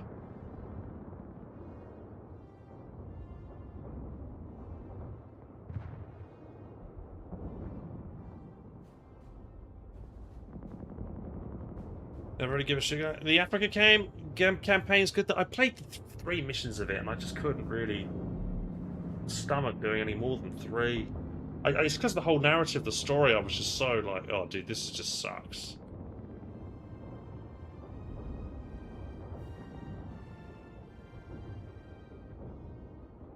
If there are cutscenes, just watch someone's compilation of them. Yeah.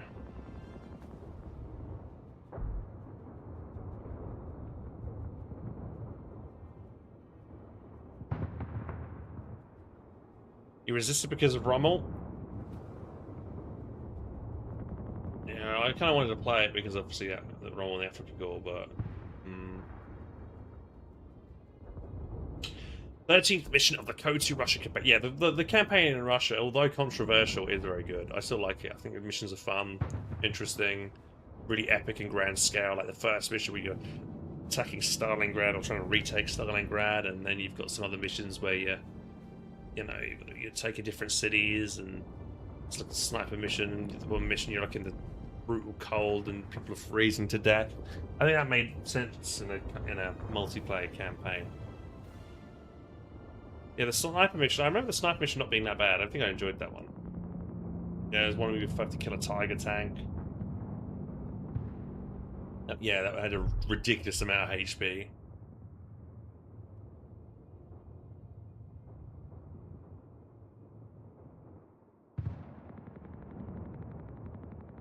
We were queuing for a game, but it's been 8 minutes. Oh, it's taking a while.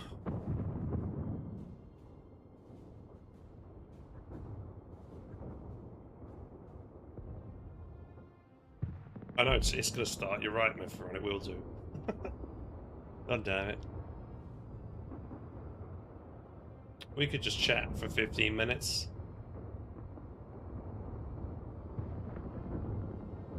Pacific game, Hellraiser. I don't think we'll ever see it, man. I just think, like, Relic, unfortunately, they are not in a great financial position at the moment.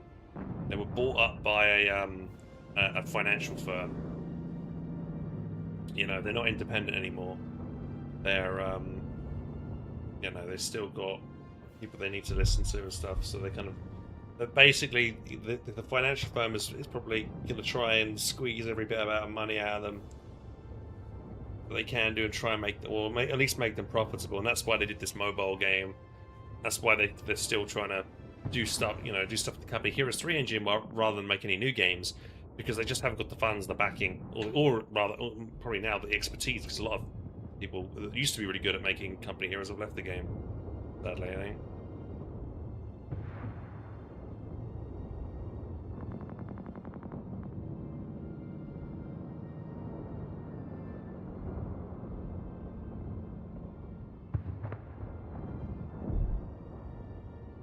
Ten-minute replay.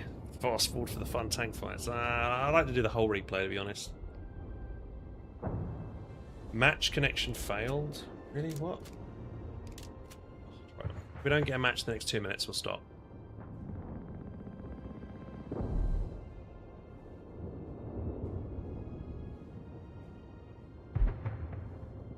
No, we'll have to stop, guys, because if we get a really good match, a really good match could go on for more 45 minutes, and I have a meeting at midnight, and I can't miss it. So I'm not gonna put myself in that situation where I might miss a meeting again, which is not good. Trying to be professional. Let's not. We'll just talk for a bit. Hans, what is your opinion on The Last Stand? I quite like it, but I hate the price tag. Well, Bobby, I won't know it until I actually play it, so I'll give you my fair opinion of it when I actually get a chance to play it for a bit, and then I'll let you guys. I'll do a proper review bit video on it, and I'll let you guys know if I think it's worth the money or I just think it's just. Yeah, at this point I'm thinking it's probably not worth the price tag because it just feels like it's just a cheap mod, maybe a bit of a gimmick. But there's apparently some roguelike elements into it. There might be some other cool things. I don't know. Again, we've got to give it a fair shake, right? We've got to try it out, and I'll give you guys my fair review. I'm not going to rip into it, you know, just for the sake of ripping into it because of my relationship with Relic. If I think it's a good game and think it's worth your time, I'll tell you what it is. But if I also, you know, on the opposite side, if I think it's bad and think it's more of a money grab, then I'll also say that as well. So Nice wallpaper. You guys like my new Necron wallpaper that I got? It's so good. I can't wait for Dawn of War format. It's going to be good. Ted, what do I do for work? I stream. I'm a content creator. I do Twitch. I do YouTube. I do TikTok a bit. I do coaching. Do gaming consultancy. I do a lot of things as a content creator. But yeah, viewership has been on a downward trend lately because of, I guess, because of my time zone. Because I live in Japan now, and I've taken a little bit of a knock for the time zone, but also Co3 is just like simmering out. I think most people that were interested in Co3 are no longer playing it or even interested in watching Co3 content. So yeah. Dawn of War 4, yeah, hopefully, a lot of people will be come back and watch me play Dawn of War 4 and stuff. I might even stick with Zero Space, actually. I'm seeing some StarCraft 2 players keep playing it. Winter Gaming's still playing it. I think he got sponsored to play it. I think a few people got sponsored for it. Somebody gets sponsored to play Zero Space as well, but I don't know what happened with the budget. They said it was already filled up, the budget for sponsoring. So it was a bit of a shame that I guess I missed out on that. And I was hoping not to miss out on that. So, oh well.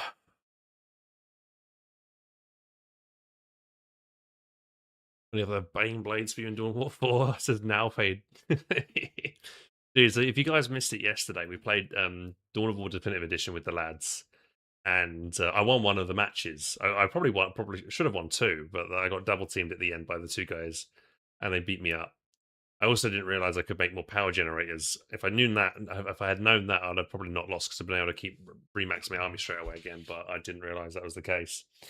But yeah, it was good fun playing it. I was playing the Imperial Guard mostly, and using the Basilisk and the Bane Blade, and everyone was getting really annoyed with me. It's good fun.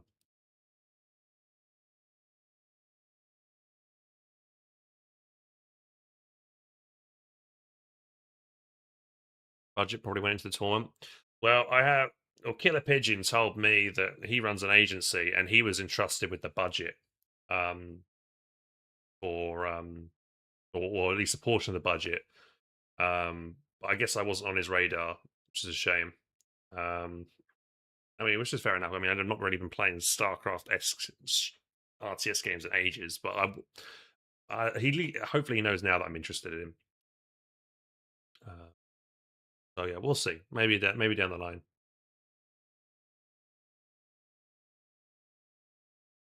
We can get involved in some Zero Space action.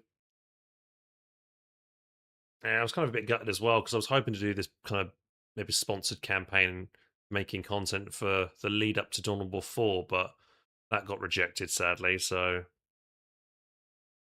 apparently I'm not putting enough numbers for Dawn of War or just Warhammer 40k content sadly. So I've got to basically which is fair enough. I need to prove to, I guess, the guys at King Out Games and Deep Silver that I can make good content and that people will watch. And I'm kind of happy that latest video that I made about 6 things I want for Dawn of War 4 to improve on has got over 6,000 views now, which is pretty good. That's actually probably, compared to most of my recent code videos, it's one of the most viewed video actually, which is really good. So that's not too bad. Assume you've done all the Dawn of War campaigns recently enough. Yeah, I fairly recently did the Dawn of War Definitive Edition ones. I've never gone through and fully done Dawn of War 2's campaign. I couldn't bring myself to do it. I didn't enjoy it. Like I enjoyed the fact that they brought the cover mechanics in, but I just didn't like the fact that there was no base building. You only had a few squads. You go into the mission. Each mission felt the same, very repetitive. I just didn't like it personally. I don't know if anyone else felt the same way. I think I actually preferred, believe it or not, Dawn of War 3's campaign. Even though Dawn of War 3's campaign felt flat at the end, overall, at least the missions were mostly enjoyable.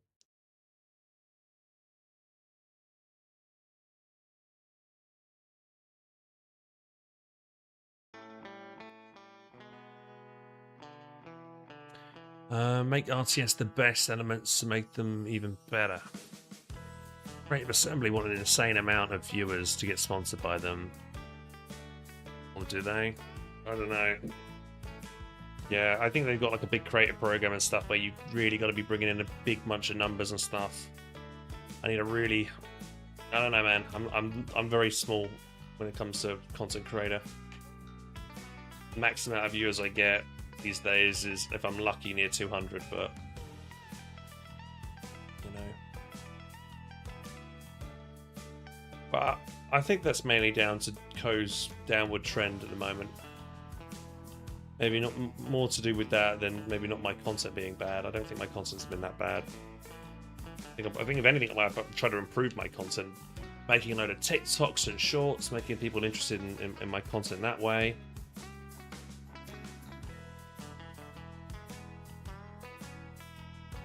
What about War Dogs? Have I looked forward to it? I'm not sure about War Dogs. Which one's that? Oh, has anyone got a link to the Total War stream? I can grab that real quick if anyone's got it. Thank you, Mr. Cheers. I guess we're watching this in a minute.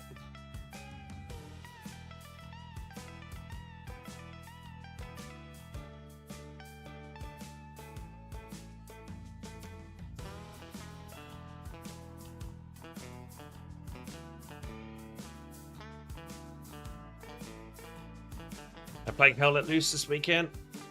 Not really interested in Hell Let Loose, to be. I mean, I could give it another go, but every time I played it, I've come away from it really annoyed. So I don't know.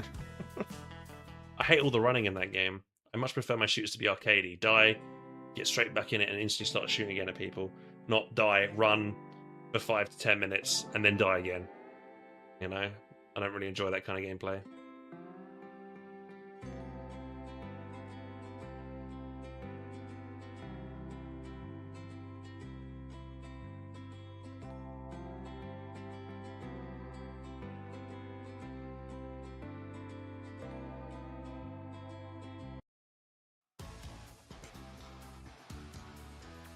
I hope the gameplay isn't cut into pieces. I want to see the whole gameplay play through, yeah? We'll see. Halo campaign. Oh, Halo comes out as well? Oh, did I get a key for Halo? Let me have a look to see if I got a key for it. I probably didn't. Knowing me. Did I get it? I don't think so. I did request it. It hasn't been, didn't get a response. What about my management agency? Maybe we can ask them. They got Halo keys. Oh, is Halo available on Is Halo available on Xbox Game Pass, the new stuff? Hey Nam, thanks for the raid, dude. What's going on, dude? You enjoyed the what you call it, the Dawn of War Definitive Edition last night. That was a good fun. We're about to watch this Total War Warhammer 40k live stream called Alpha Strike live stream, range combat. So we'll see if that's any good. You know, gorgeous. I'm alright, you alright?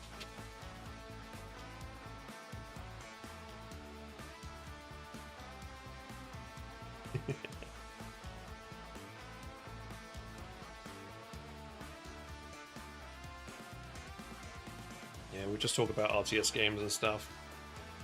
Halo Campaign Evolved is available on Xbox Game Pass, but you don't get the 5-day head start. To be honest, I do like Halo, but I ain't in a rush for it, you know. I think I'd be more keen to get my Rogue Trader on actually and start that campaign, you know, and then we'll get around to playing Halo Campaign in a minute. Oh, the live stream started. Here we go.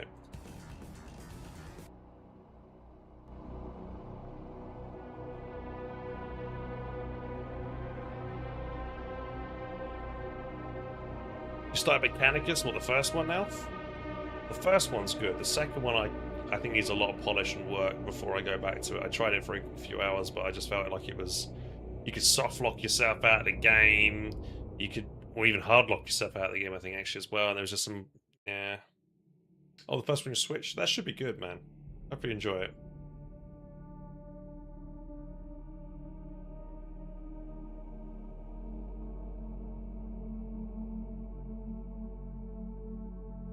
Let me update my stream title so that we're doing like a watch party on this. What are we doing?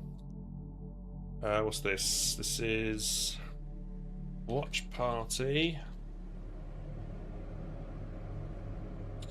This is Total War Warhammer 40k watch party. What would this be under? Special events, right? Special events, probably. Hey, Blabbo, I've been considering Foxhole recently, but the question is there a healthy way to engage with Foxhole? No, is the answer, unfortunately. Oh, has it got its own category?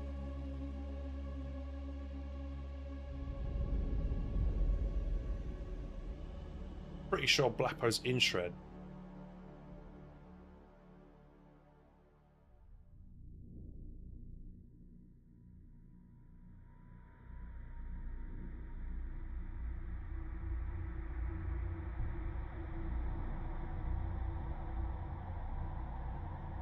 Correct me if I'm wrong, unless Blappo left, but I'm not really even keeping up with him.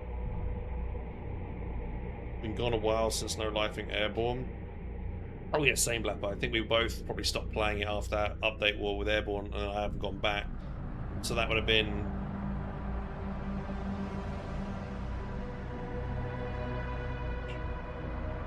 That would have been March, right? So yeah, I haven't played Foxhole since March, so it's been a while.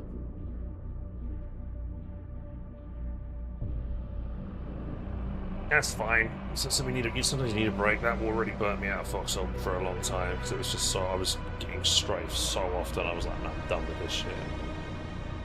I think it's better now, but still, it's like, ugh. It's also a problem now. Like, if I wasn't in Japan, probably I'd have played Foxhole because I wouldn't have the commitments that I have now. But I know, like I was saying earlier, I can't play Foxhole now because if I do, I'm going to want to be playing all the time, and when I'm at school trying to study and then there's a big event happening and I can't stop a big push or be part of a big push, and dude, I don't want to put myself in that situation, so I just say, you know what, let's not play it. If Foxhole wants me to play like a chill session, they need to not do World Conquest. They need to bring in a short game mode where I can play it for a day and then come back and leave it and not feel like I need to, you know, I've not left anything behind. That's the problem with Foxhole, sadly.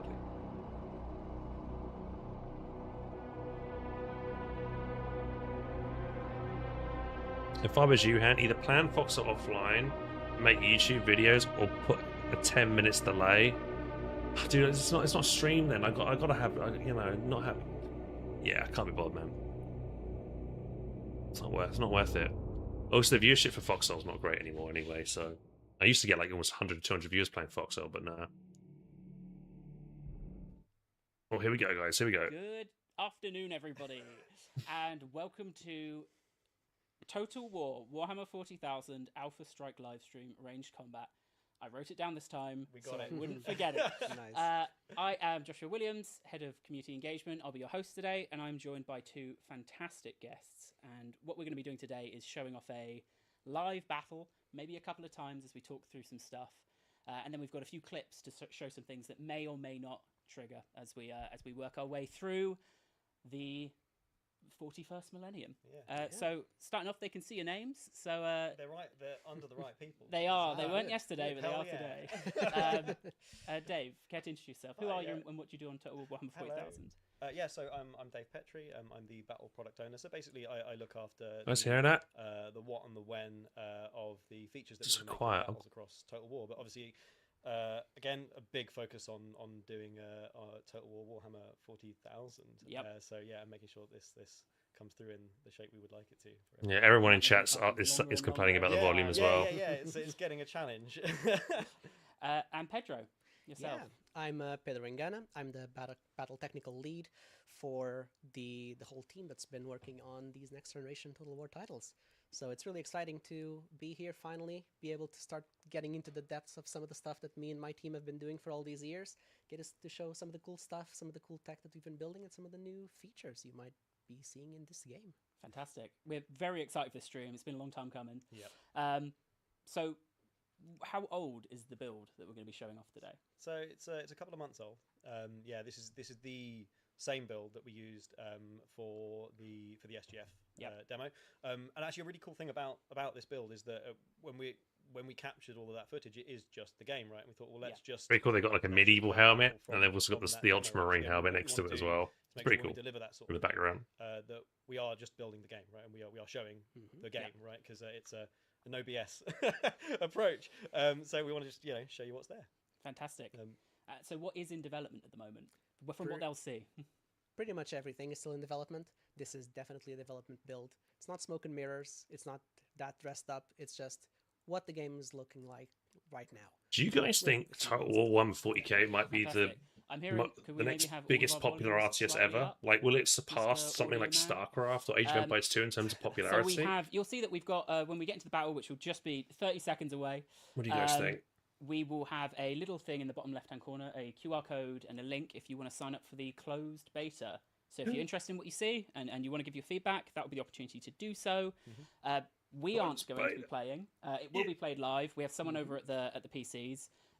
Will has played this battle 100 times, and we've asked him to play. No pressure. Well, we've asked him to play to demonstrate things rather than to crush the enemy, Yes, right? yeah, So absolutely, yeah. he's going to be playing in a style which will hopefully make some things happen that we can talk about and demonstrate some mechanics, rather than to try and absolutely optimize, annihilate the enemy. Yeah, we might ask some difficult things of Will throughout We the may, video, and so we'll it's, see so if it's a we can tough job. accomplish it. We're going to be responsible for the Imperium losing today, probably. Brilliant. And Will was the only person who volunteered for this. You know, they So haven't shown everyone any thanks to Will for Eldar jumping in. gameplay All right. yet. Are you ready for us to go over to the battle display, Will? They've only shown Orcs and Imperial Guard. So we have here our first live look Ta-da. at the game. So this is as you said, this is a build that they've seen this battle before. Yep. It's maybe the last time they see the battle, but they've seen this battle before. They've seen this map before, but never the full thing with deployment and everything we're going to be running through. Yeah. Stop the bottom. Yeah, End to end. you'll see a lot of your very familiar stuff here. Obviously, deployment is there. Deployment is part of Total War. Yeah. But again, in terms of the style of the map and the kind of map that it is, it's not miles away from the sort of map that we've had in previous Total War titles. We do have a big spectrum of different skybox. kinds of maps, of course. So we're going to have more dense maps. We're going to have more sparse I mean, maps yeah, as the well, out of so bounds it's areas sort looks of really more cool. sparse side of things, but It's nice not they put a lot of effort into that. completely flat. I want to say tournament style map, necessarily. But it's got some interest in it. But it is a good sort of, It's a good middle ground. Yeah, exactly. Presents a few different things. exactly. Presents some denser There's areas. a Bane and open areas, Blade. So it's a pretty good show map. We should check out that lovely sunset because it is. Oh, there we go. that is Oh, beautiful. look at that It's huge really cannon in the back. Oh Yeah. my god. I can hear everyone going yeah. That's cool. But it's lovely. Take it in, isn't No, it lovely? people yeah. enjoy the Look, and a huge amount of work is going into making sure that we capture the feeling, the grim scale. dark, the scale. Yeah. everything. Oh, zoom into that Bane So, Blade, please. Massive kudos to the art team for putting this up. come on, get close to it. Someone called me up very accurately of where's the closed beta sign up. That's on the clips that we'll show later, but you're welcome to Google it and find it yourself before that QR code comes up. So we'll talk about just a couple of things here before we actually jump into the battle, because some of this UI is brand new, right? So we want to make sure people understand exactly what they're seeing there. So should we start with reserves? Yeah. Let's go for it. Will, do you want Jump to in. click there? There you go. Ta-da! So massive Reserves. disclaimer again. Like the actual that panel itself, as of very recently, completely changed. Yep. It's still a panel, but we have strategic reserves. Yep. So a big part of this game is basically teeing up the forces that you're going to bring into the battle from your campaign, and having them come in their various different ways. So you may have some opportunity to sort of shuffle some units around during deployment, like Yep. what do you want to have your starting army as. But then there will be more restrictions as well. Let's say you're playing Space Marines and you have a fleet in orbit. You'll have some people racked up on that fleet that you won't necessarily be able to start the battle with, but you can join the battle with them throughout. They've never done that So before. so You've never kind been of able bring them to in via very violent drop and in upsetting new ways. units So that's drop pod. during a We don't match, have- unless it's oh, part of sorry. an already I was gonna say, reinforcing army, you right? have to That's consider kinda at new. deployment whether you want to bring your full force in or if you want to keep some stuff in reserves so that they can fly in on Thunderhawks later to surprise the enemy. But we're playing the guard. We are. And the We're Astra not doing Militarum, they do have They Valkyries. hoof it. Yep. Yeah, but we tend not to send them down via drop pod because they are human, they are squishy, Yep. and they wouldn't survive that kind of impact. So the guard's playstyle is much more about bringing reserves up the field to sort of meet the enemy and hold the line effectively. Yep. So Which a bit more hopefully- like classical Total War reinforcents. yeah. What do you guys think more- about the more unit control over cards? Who and when and where, Yep. basically. Then there's two other things we'll touch on before we we get have to to- battle. They're a bit Actually, too you know what? blurry I for think my it's very interesting liking. what we're saying rather than having a go at me for not telling Mo to press start battle. So there's two rows of icons If above you the squint- mini-map there. It's hard What to are they? differentiate Ooh, they're between different. guardsmen and Yeah. other tanks So, and stuff. To we be have, honest, the Ogryns kind of bombardments stand that out, and the bring into commanders battle. stand And again, out, but all- the other all, units work don't really with stand Ogryns. out very well. But the explosive, powerful ordnance that you have from off-field, or again from your fleet, that again, due to your campaign situation, you will have teed up before this battle. So let's say, well, in this case, actually, we have our Death Strike Godspear warhead, which is that is coming from off-field. Very Right? glad I have that is corrective our eyewear. piece sat off-field, ready to get involved. We've done it in our campaign, but if we do have a fleet in orbit as well. We have our Lance Strike, and we have our We have some Valkyries at the ready. Yep, ready to drop in some missiles. So we've got a bunch of different bombardments that we can drop in. So yeah, there's no and magic, then we obviously, like have in Total War our Warhammer. Army ability. Well, or actually- in this case, The orders. yeah. I guess the you could have regimental magic with So psychers the- and stuff the and things like that, Eskimo right? has Chaos this sorcerers and mechanic things like where you that. can Like, I mean, they enact haven't got chaos orders in that will yet, spread to units that but- are within range of Voxcaster. So I the guess play like style maybe is the making Imperial sure Guard you won't have it though. Maybe. all of your units close enough to a command unit that can then issue these orders, which will give them different buffs that you will use to manage your situation in the field to adapt to what you need. Very similar, inspired. Imperial by the Guard Tabletop has size Games. psychers. Of course, yeah, and again, just how the guard should What's it operate. called? Right? Again, Yep. like coming from the lore, like they are waiting for their orders. They are the human wall. So yeah, and so part of that play style Commissar of guard that will hopefully with hopefully see Carskin. if, Oh, it's a Will's, The Carskin Will Guard. does the best he I'm can. Is presenting that strong front and meeting the enemy in the open and then crashing against them and reinforcing. So yeah, we'll see how that goes. Fantastic. Well then, we got a lot else to talk about, but I think we can start the battle and start touching on some of it as Will battles the The orcs. vehicle cards, yeah, Okay, you got the go on then. vehicle cards here, So but one thing to point out is the they're not very- Cassicans were not in the deployment zone, No. so they had forward deployment. Yeah, vanguard forward deployment. scouts. Yeah, well, classically Vanguard deployment, but yeah, forward scouts. Yeah, so they are able to deploy from the front, obviously with some limitation. And I like and dragging them scout across the different battlefield where sections you'll of have better cover. vision, better visibility.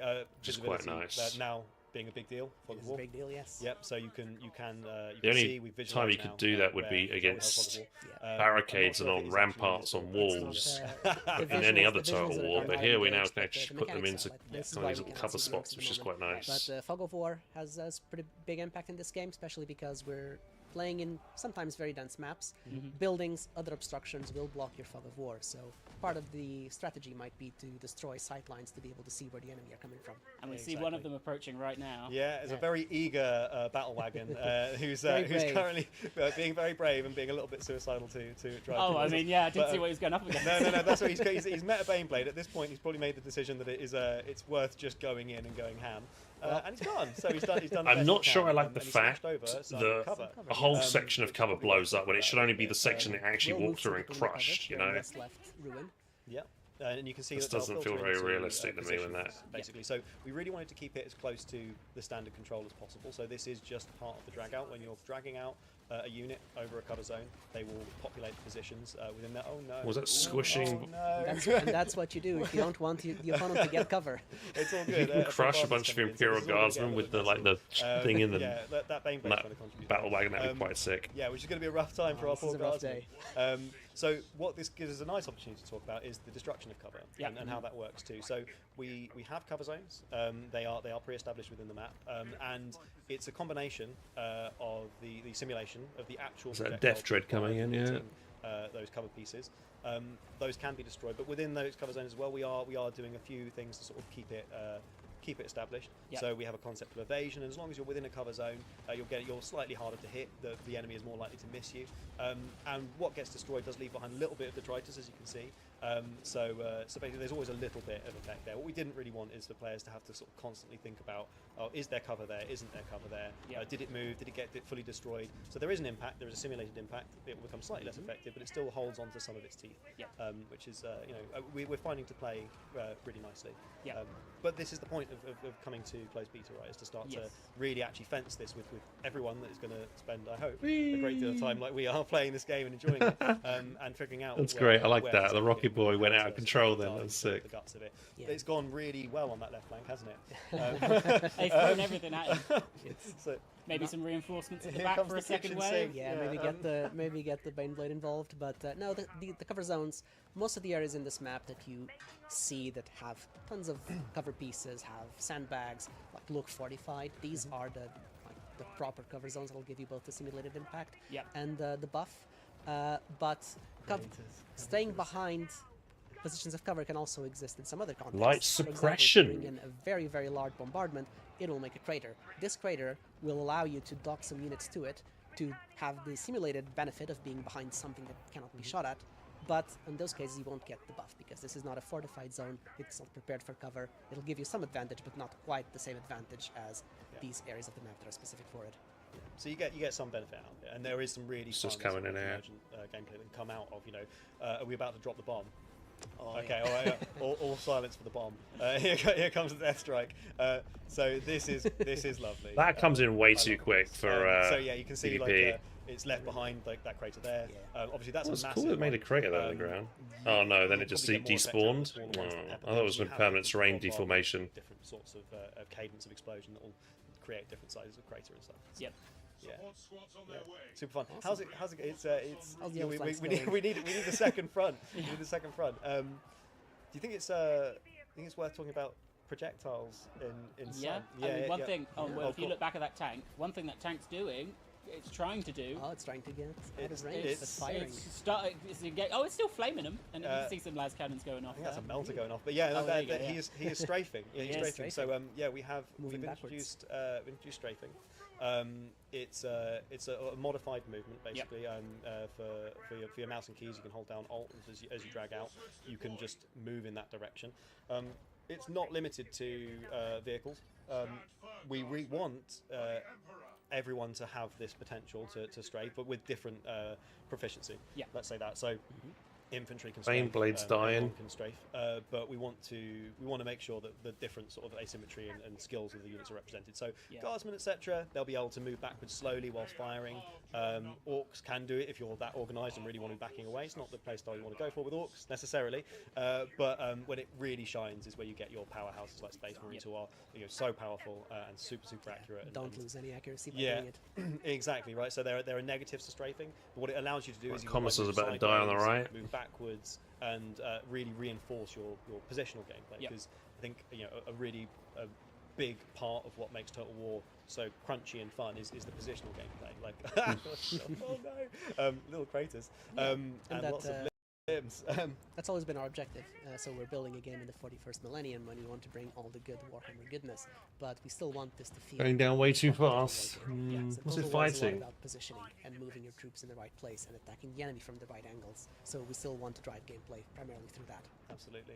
I guess we'll talk more about like how the combat paradigm works later. Yeah. But yeah, that positional gameplay is super important, right? So things we'll talk about it later. But yeah, the suppression, flanking, etc. At range is all really important to take down your opponent and make sure you are enfilading, getting around them. Mega encircling Knob them, trying to take out the things Baneblade. like that, alongside using cover. We need more stuff. We need We more need men. send We in need more more men. men. Send in more men. Something like that. I can't remember if you touched on this when we were talking about reserves themselves, but where are these reserves coming from? If you're on a campaign map. Right. Okay. Yeah. So this will be your surrounding armies, and people that are up on your people might not be people. Xenos as well. Those that are on your fleets. Yep. So basically, surrounding armies can get involved in these battles. Obviously, yeah. There is a total limit of armies that will be able to get involved in a conflict. But yeah, you can bring in. Okay, in so some it cases, is like armies reinforcing onto armies, that but they field, come in a you'll be able different to way. get involved. Might be quite difficult to get up to 40 Space Marine units in one place. Yeah. Right. I still But like that that is because you can definitely still not hard to choose do. what you Yeah. bring So, on. Because sometimes in yeah, Total War, absolutely. So- you Yeah, get a little detail reinforcement about armies reserves and as they well bring on that might the be units worth you noticing- don't noticing want is at the for the top, fight. balance You of know, you power might want bar, to call on notice some that artillery, there's but a pivot they and get, another you know, section. all the That other basically infantry get indicates called in. how many The units artillery are doesn't in get the field called and in. How many units are still to come in? So you Okay. can see that still have a little bit of units to come in from the Esther Mill, and the development in progress is kind of hiding the orc bar. But I believe they have deployed everything at this point, so no more surprise from the orcs. Yeah, we've got a little bit more in the cannon, although they do have a stomper. Honestly, that they've got a Baneblades taken a stomper. beating as yeah. This and is rough. he's a scary guy. Maybe He's we'll a make scary, it. Scary Maybe guy. we'll make it. we really wanted to put the biggest thing that we could get away with in a Total War game. We're looking at putting bigger things in later down the line, of course. But yeah, this will be the biggest thing we've had in a Total War. Ooh, other bigger things. You're going to need that low health Baneblade, Will. That's going to have to shoot that Don't stomper. let him die. Yeah, you will Get need around him. Awesome.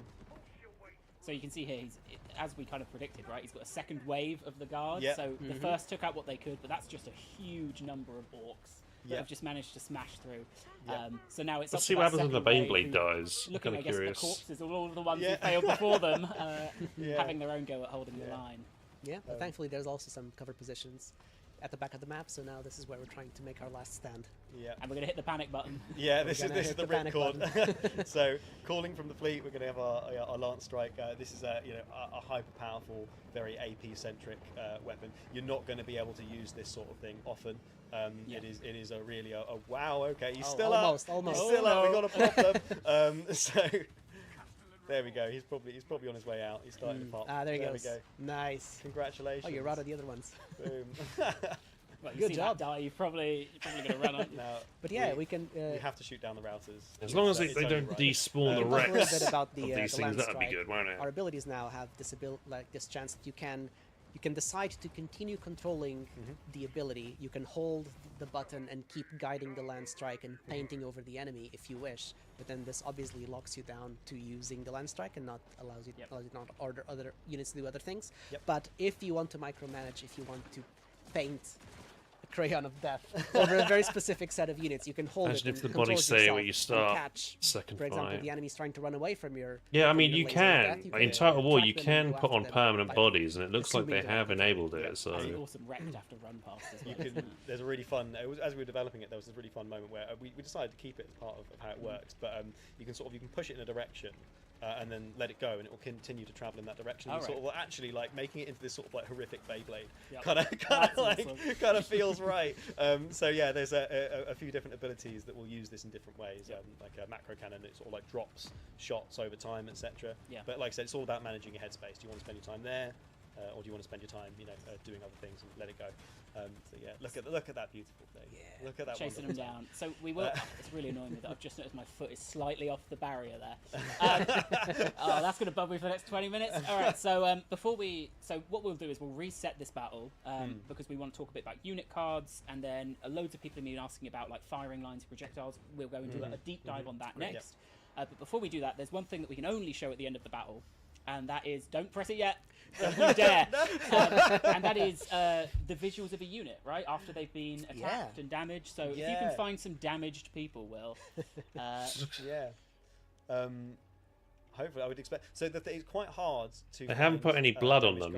I've noticed. Wonder if they're going to do a blood DLC. They normally do it, don't they? That is a thing. But yeah, basically, what we want to try and do is get sort of a cumulative effect of what's happened to things across the battle. Yeah. So The have you been Baneblade burned? might look a bit Yeah, bad. Yeah, the the Baneblade Baneblade is looks a little bit burned. Yeah, so have you been burnt? Have you been shot? Yeah, there have you been go. punched? Have you been cut? It's not Obviously, that there's a limit bad. to the amount of stuff that we can do, and it's not like It's less than absolutely half health. It wonderful should look a bit more whole bad set. than that, to be But honest. what it's doing is it's telling a story about like what's happened to that unit or that individual. So by the end of a combat with again like Space Marines, you can end up with some really cool sort of rugged, battered individuals that look like they've been through a hell of a ringer and tell the story. Has of, it you know, killed what's anything? It happened says to 0 different kills bases. on it. Maybe that's a And it depends on bug. the type of damage that they take. So the Yeah. Spain blade, you can see that has a bunch of bullet holes. It means it got shot a lot. Is it a bit burned? It went against some flamethrower units. That's kind of the But story. DLC is the way to Yes, cheat the when we did maturity the run system. through, there was a commissar, But then you've right, got who like was that burned, explosion bleeding, where shot, all and the it body was- parts believe he was flying still all over the alive. place. That's He'd done a good job. Yeah, he stayed standing. A proud commissar.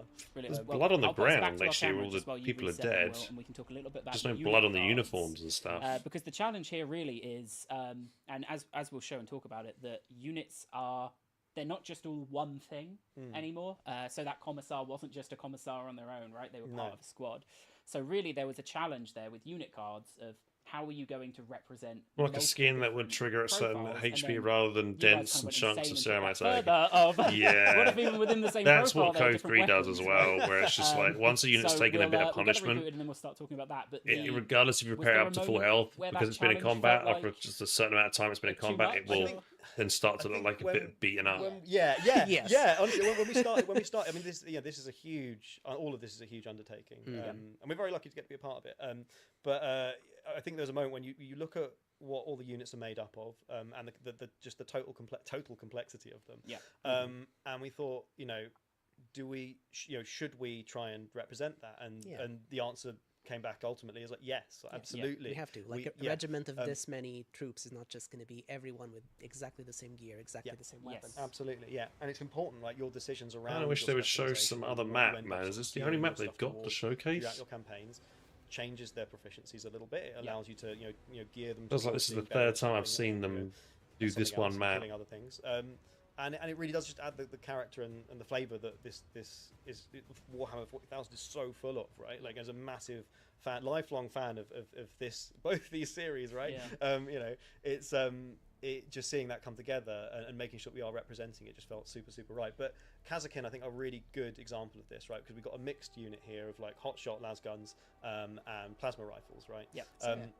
Let's talk maybe about the You're probably simple right, stats guys. first. You I'm click jumping that expand ahead. button because this is the expanded view, right? So if you Yes, if you this click is the the little plus expanded wheel, That's the thing. Hang on, that's the that one. So this Yes. is with that gone, that's kind of the basic view, right? That's it's your, there. There you It's go. there. That's This is your the little basic one. view that tells Yes. you the core information you need to know about the unit. Yes, and that's Yeah. even depending on the tab that you've clicked, will be the basic Those version. are very of that good tab. against So if you medium press expand units. again, Will. This is then when you're starting to get the more advanced stats. Yeah, absolutely.